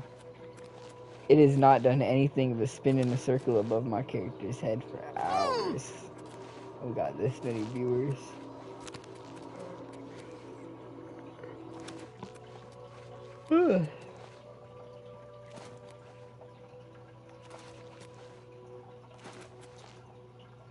Streaming's always been a weird thing, though. It's always mostly been for, like, fun or a hobby. But there was a time when I was real young, when I thought maybe I could be a professional. Yeah, see, this is just a straight up fucking goblin. Like, that's so weird to me. After playing Skyrim first. And he's kicking my ass, which is really weird to me.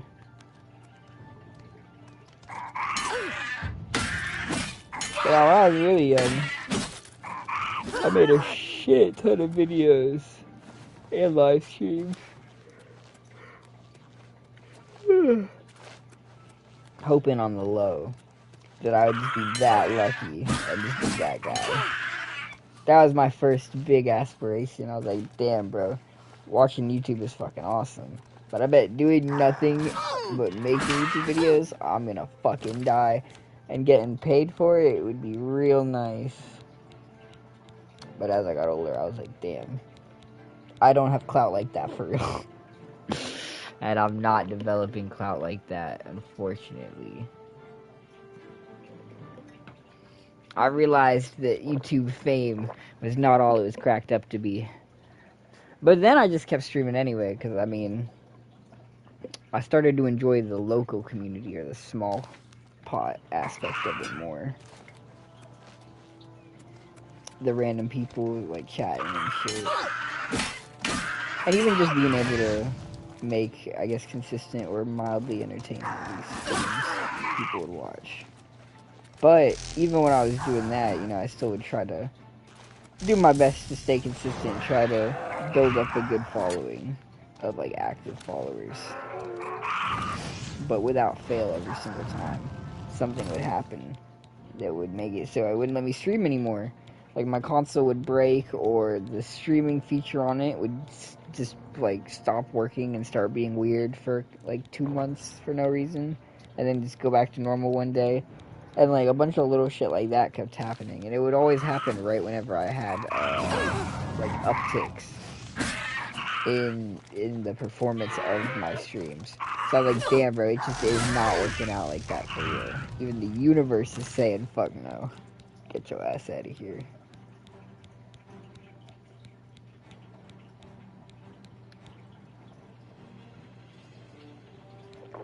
That's why after I got engaged, I kind of stopped streaming almost entirely for the most part.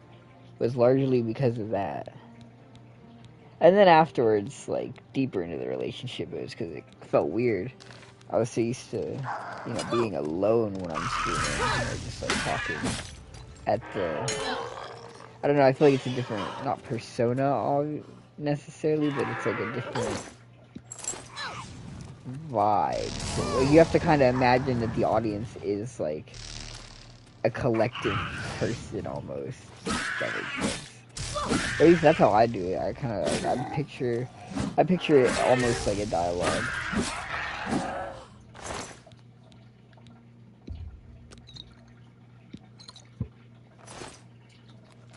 But I was like, damn, I'm only used to doing that by myself. So once we started living together, it's like, I don't know. I just felt embarrassed. I felt embarrassed to sit there recording.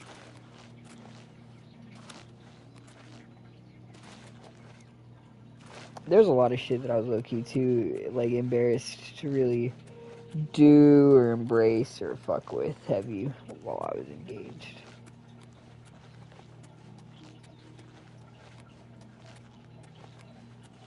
The longer we were engaged, the less that started to matter as much, because I started to be like, well, no, I just want to be as, like, authentic and genuine as possible. But for a long time, a lot of the shit that was just, like, commonplace or everyday to me started to kind of feel a little bit embarrassing.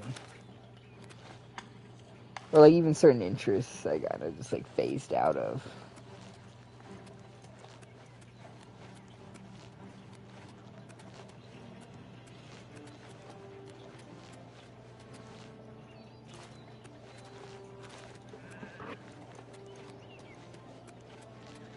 I don't know, I don't necessarily regret doing that over the past 3 years, but I think I would probably try to avoid that going into something serious again.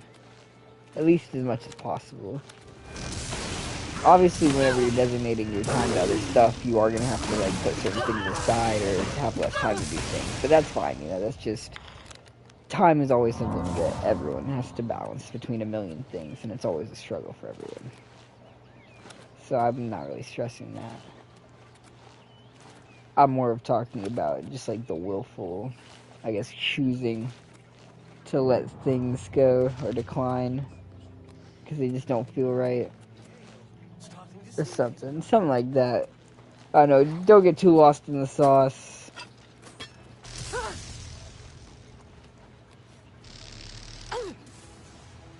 Well, but the sauce is nice to get lost in. I finally decided, okay, for years I've never been, like, super into tattoos, because low-key I'm a bitch and I think it's gonna hurt. But I knew that I wanted to get one at least. And I thought for the longest time what I would do is get the brand of sacrifice on either the back of my neck / the shoulder area or on one of the sides of my chest.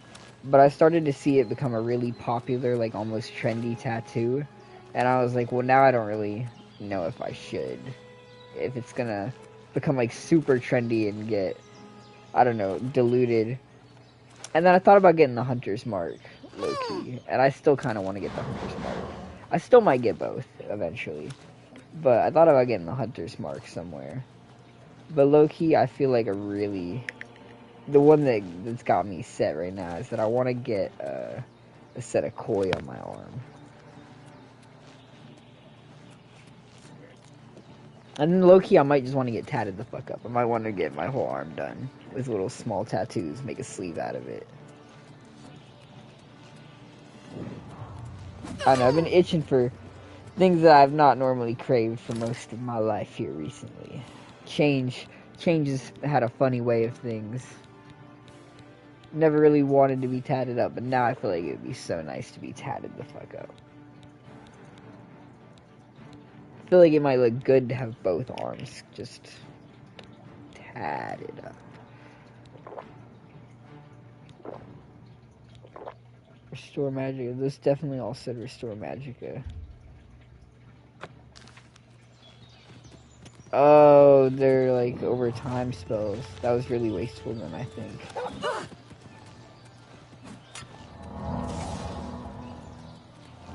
Probably. But oh well.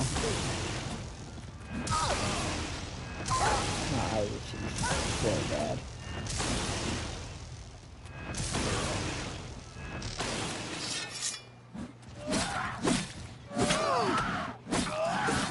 And I'm losing the plot.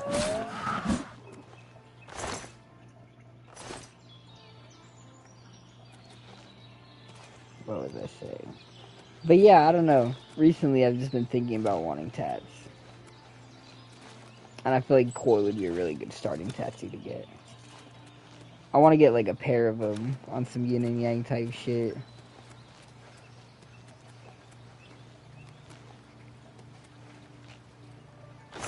What really sold me on the idea, low-key, is that I love Jack Stauber. I feel like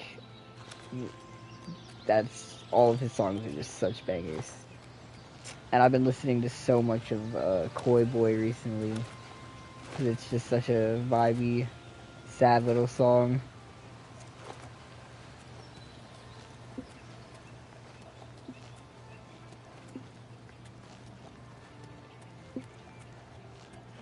I've also been listening to so much Lil Peep recently. I've heard of, like, you know, a good chunk of his songs before, obviously, but it wasn't until, like, the past few weeks that I really started having a Lil Peep phase. I love the ones where it's him and Tracy on the same song. Those are always the best.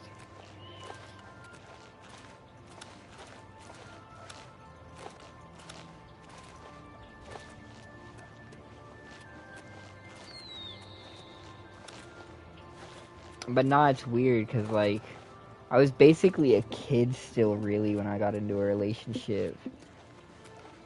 And, like, it was such a serious relationship right off the start that immediately it, like, made it so I had to have so much responsibility and shit all the time, like, 24/7. Like, I had to give up the last, like, year or two of that, like, kid mindset of, you know, just chilling, making your way through the rest of high school or whatever. And I had to, like, actually all the time be locked in, and I don't know. Then after that it was over, you know, it was immediately like, bam, we got a car now, we working now, like, we're active. And between that and, like, a relationship, like, for 3 years, that changes you a lot. Changes you a lot. And then it was like, well, damn, it's over now, but can't go back. That little bit of extra childhood just don't, you know, it don't loop back around. Once you take on that responsibility, like, you just, you know, you've handled it.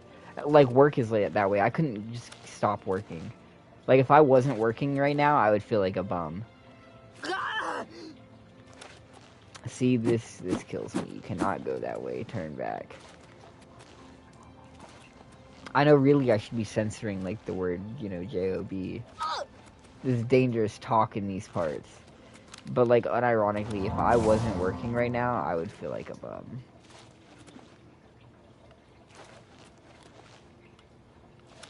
And it's like, I don't know. You can't go back to being the person you were before, but you can't stay the same person, because you get shaped by being with someone for that long. You start to take on aspects of them.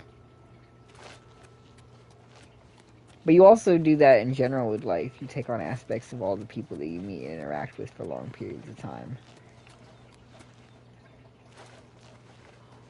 But I often wonder where the dividing line ends between others, and what aspects of others you should welcome into yourself, or you should sever, and when it's time to sever those aspects of yourself or others from Your yourself. presence here will not be tolerated.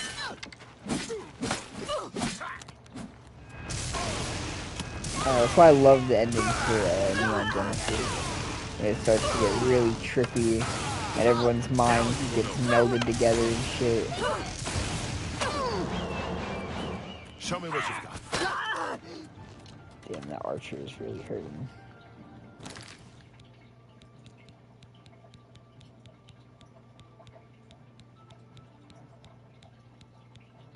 Restore health.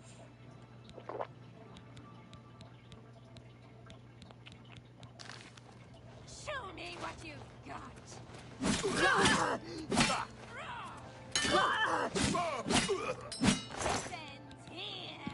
Healing potions. Fall before me, Breton. The racism is crazy. What does me being a Breton have to do with it?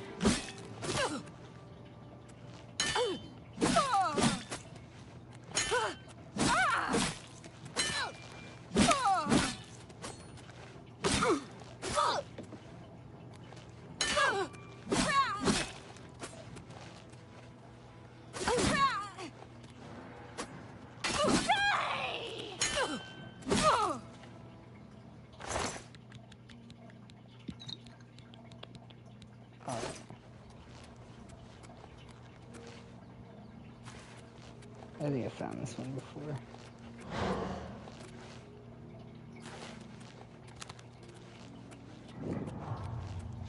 Oh, I guess not.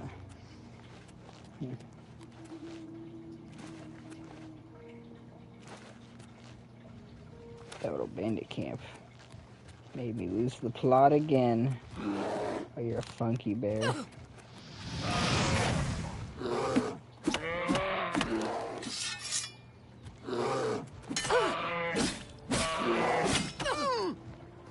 But no, I've been spending the past few weeks trying to figure out really just what and who I am outside of, you know, being a partner. It's weird. Especially because I don't know how much of me is even really authentically me necessarily. Which I don't even know if that's the best way to say it. But like, it feels like a lot of the traits that I have are just things that have carried over from her. And it's like, damn, should that stay a part of you, or should you just kind of like push it away, or like, what do you do?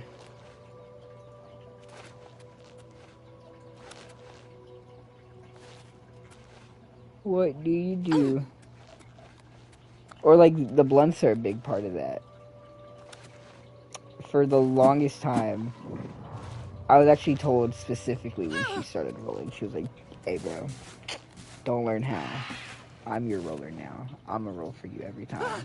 And I was like, hey, that's kind of nice. I'm okay with that. Say less. And for months it was like that. She would roll for us all the time. And then eventually she was like, alright, I'm gonna be honest, this is too much effort. I'm kind of sick of this. You have to learn how to roll. You have to learn how to do it for yourself, so that you can also start rolling them. And I was like, ah, shit, well, fine, I'll start learning. But when she was rolling all this for us, I used to kind of, not complain necessarily. I wouldn't complain. But I used to be like, oh, well, you know, the blunts are so wasteful because they burn so much more and so quickly. And they don't, you know, get you just, like, fucked up. So I was like, oh, it's not really worth it. It's not really worth it.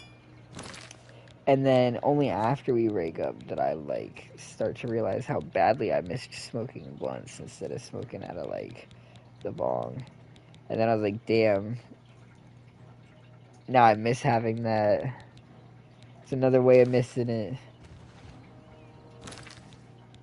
But see, now I just be rolling blunts constantly. And I like, you know, it's like I've almost taken that position that she used to have of being the roller. Of being the person who thinks that, like, blunts are the superior way of smoking, and I can't really stand smoking anything else anymore. But now it feels weird. It's like, damn, it feels like, I don't know. I don't even know what to describe it as. Other than, like, not being able to tell where the dividing line is, I guess. Between where our personalities end.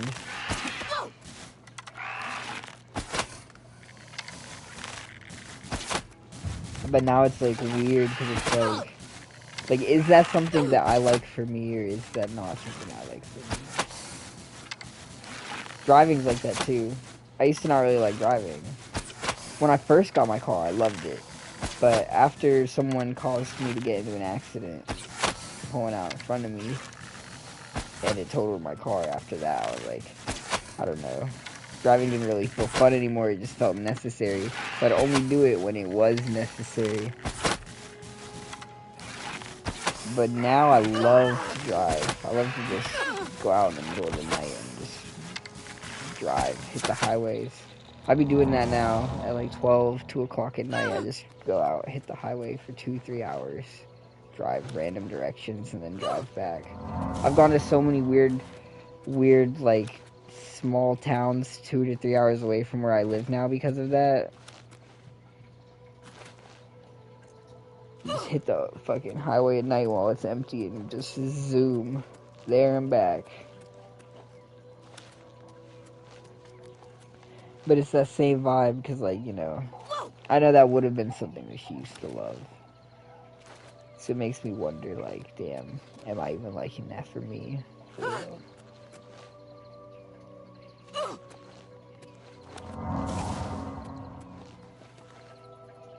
Well, and it doesn't help that she left most of her stuff.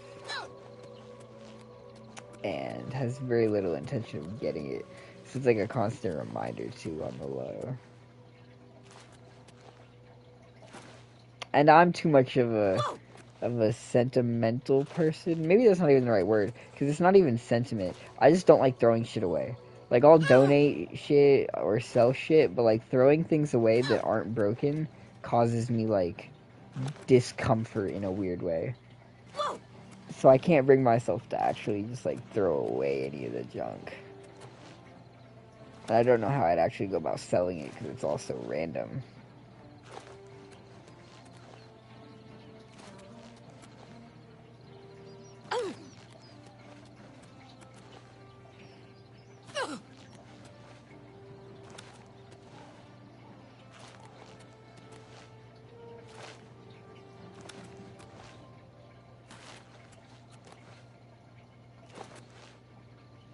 I don't know, there's still a lot of little things like that that I guess haven't had time to really settle or get figured out.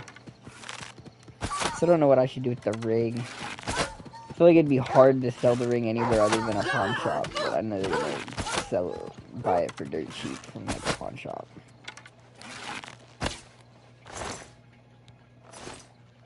I want to say... she wanted a really specific one. And it wasn't the most expensive, but it was a little niche and hard to find. So I want to say it was like a good $300 to $400 I spent on it.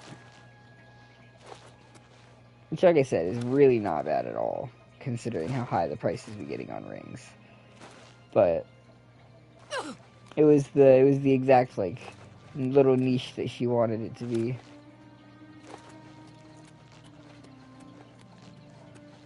She was like, if you're gonna get me one, I want it to be rose gold, and I want it to have a moss agate stone in it with some sort of, like, floral design to it. And I was like, alright, say less. Let me see what I can find. Managed to find a nice little one and got it engraved and shit. The flower petals ended up, or the little leaves that were on it ended up being kind of deadly, though. They'd catch on both of us all the time and scratch us.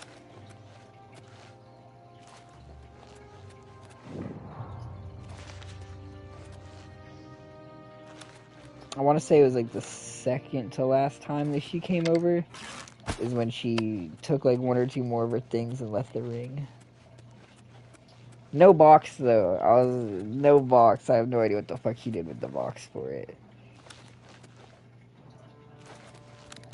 It'd also be a lot easier to maybe sell if it had the box.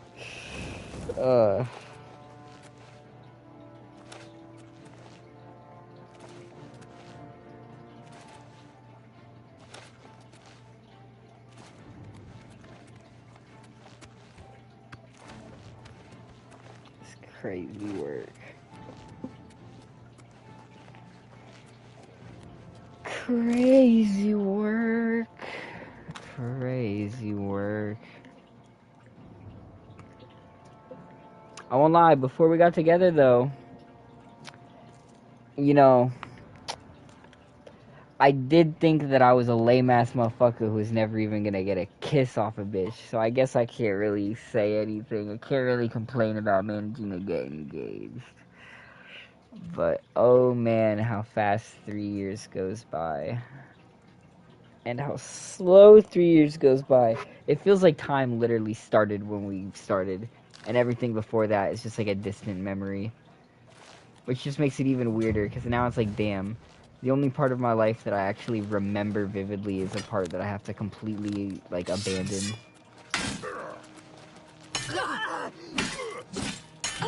Because literally everything before that kind of just feels so remote. Am I supposed and distant. To be impressed?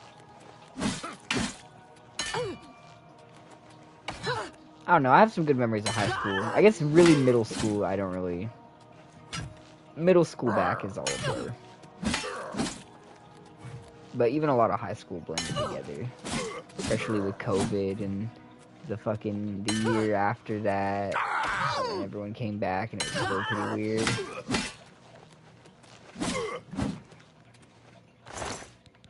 And then my senior year kind of sucked dick too a little bit. Still had some fun, but it also kind of sucked. I always forget. It goes freshman, sophomore, junior, senior. Yeah, my junior year was cracked, though. I had 136 absences. I skipped for an entire month, just non-stop, straight, because I just did not give a fuck at all anymore.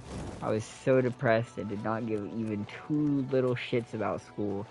And the fucked up thing is, no one noticed. Not a single goddamn person noticed. No one in my family managed to notice me skipping for an entire month straight. And no one at school said a word to me when I came back, bro. I was like, damn, it really is just that easy. I could drop dead off the face of the planet and you fuckers wouldn't even notice. It's crazy work, bro. It's crazy work. 136 absences. A cop actually eventually came and put one of the little things up on your door telling you, like, hey, get your fucking kid here. We're gonna take your ass to court. And I ripped it down and fucking threw it away and never said a word about it. And no one ever mentioned it. And they still didn't say anything or catch me. I literally just chose to go back one day and that was it.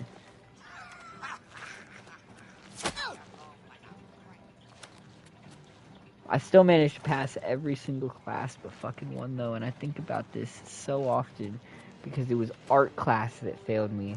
And I even told the bitch, I was like, hey, I know I missed a lot of days, so I obviously don't mind doing literally any amount of makeup work necessary to make up for missing certain art projects that we could have worked on. And she hit me with the, well, there's no making up the projects, so... And I was like, well... okay, well, there's no making up my fucking grade then, because the projects are the tests.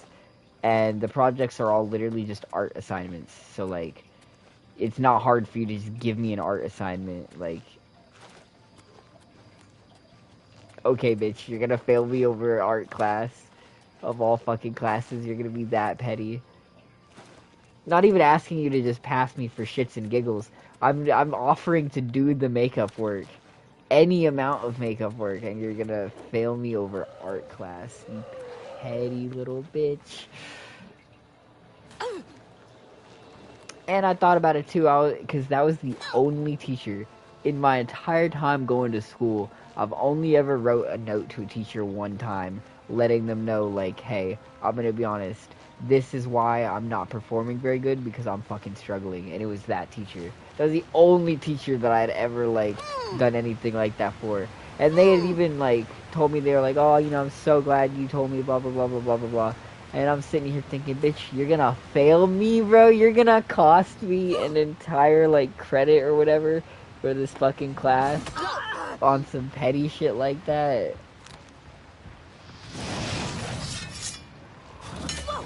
I know if it had been any of my other teachers, they would have found something for me to do to try and make it so that I could pass that class.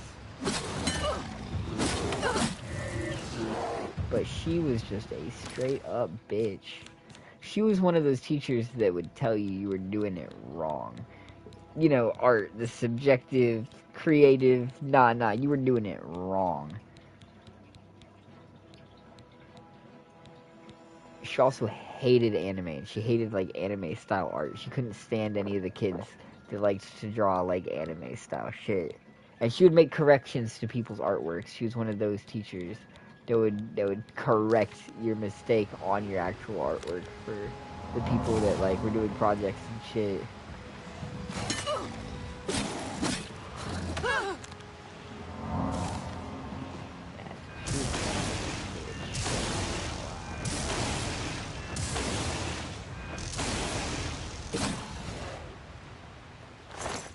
That low-key makes me mad just thinking about it, though, bro. How the fuck you gonna fail someone over art class, bro?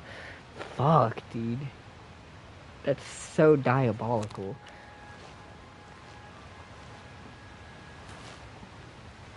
And I wasn't even one of the students that caused trouble. It was one of the ones that caused trouble. I could be like, yeah, you know, maybe you want a chance to go get him. But I wasn't even one of the troublemakers. Oh, if anything, I made less trouble by not showing up. One less student to count.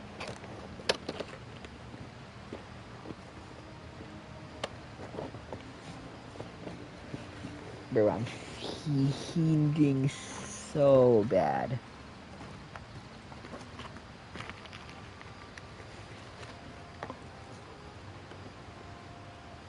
Okay, these ones are long enough. Fuck it, dude. That'll do. That'll have to do, champ. Oh, I'm so desperate. And I can't afford to be this desperate because I'm in debt. Because like I said, after me and my fiance split, I didn't show up for a week straight of work. And then when I did finally come back, I only came back on 3 days instead of the 5 that I was working before.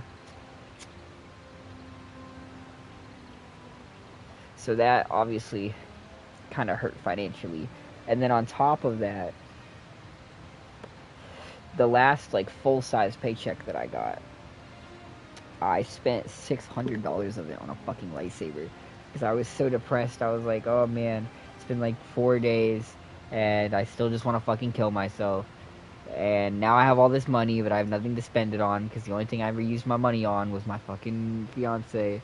Like, I never really bought a lot of shit for myself other than food. It was just buying stuff for her. So I was like, oh, now I've got all this money, but nothing to fucking use it for.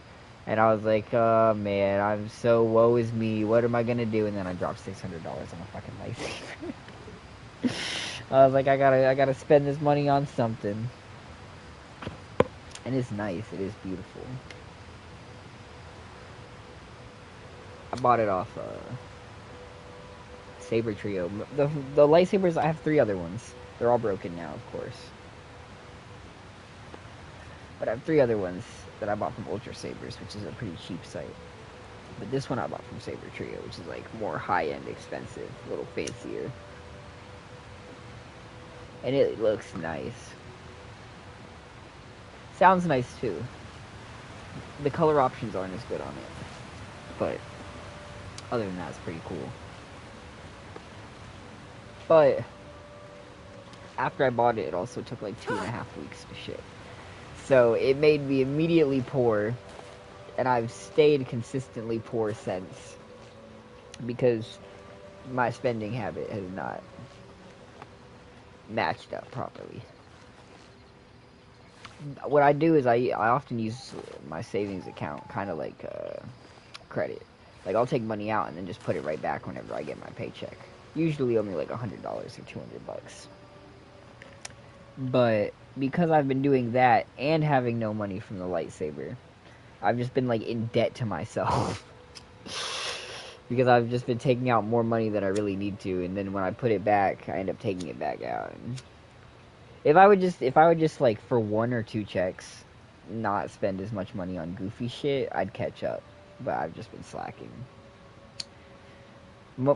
And the newfound midnight driving habit is fucking expensive, bro. It's been killing my gas tank. Ow, about to burn my fucking nose off.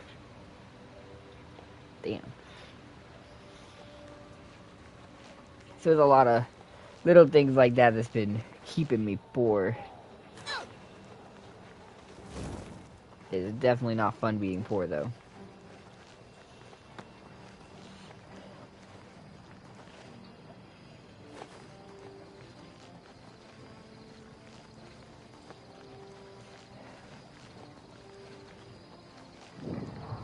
Damn, my nose hurts. I actually did burn myself a little bit.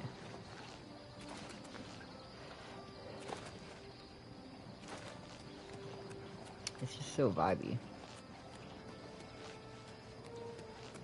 If it wasn't for the fact that I actively want to platinum this game now, I would be honestly encouraged to go back and start streaming Skyrim too, just for the fun of it, because I think it would be really fun, even though I've already got the platinum for it. Did it crash?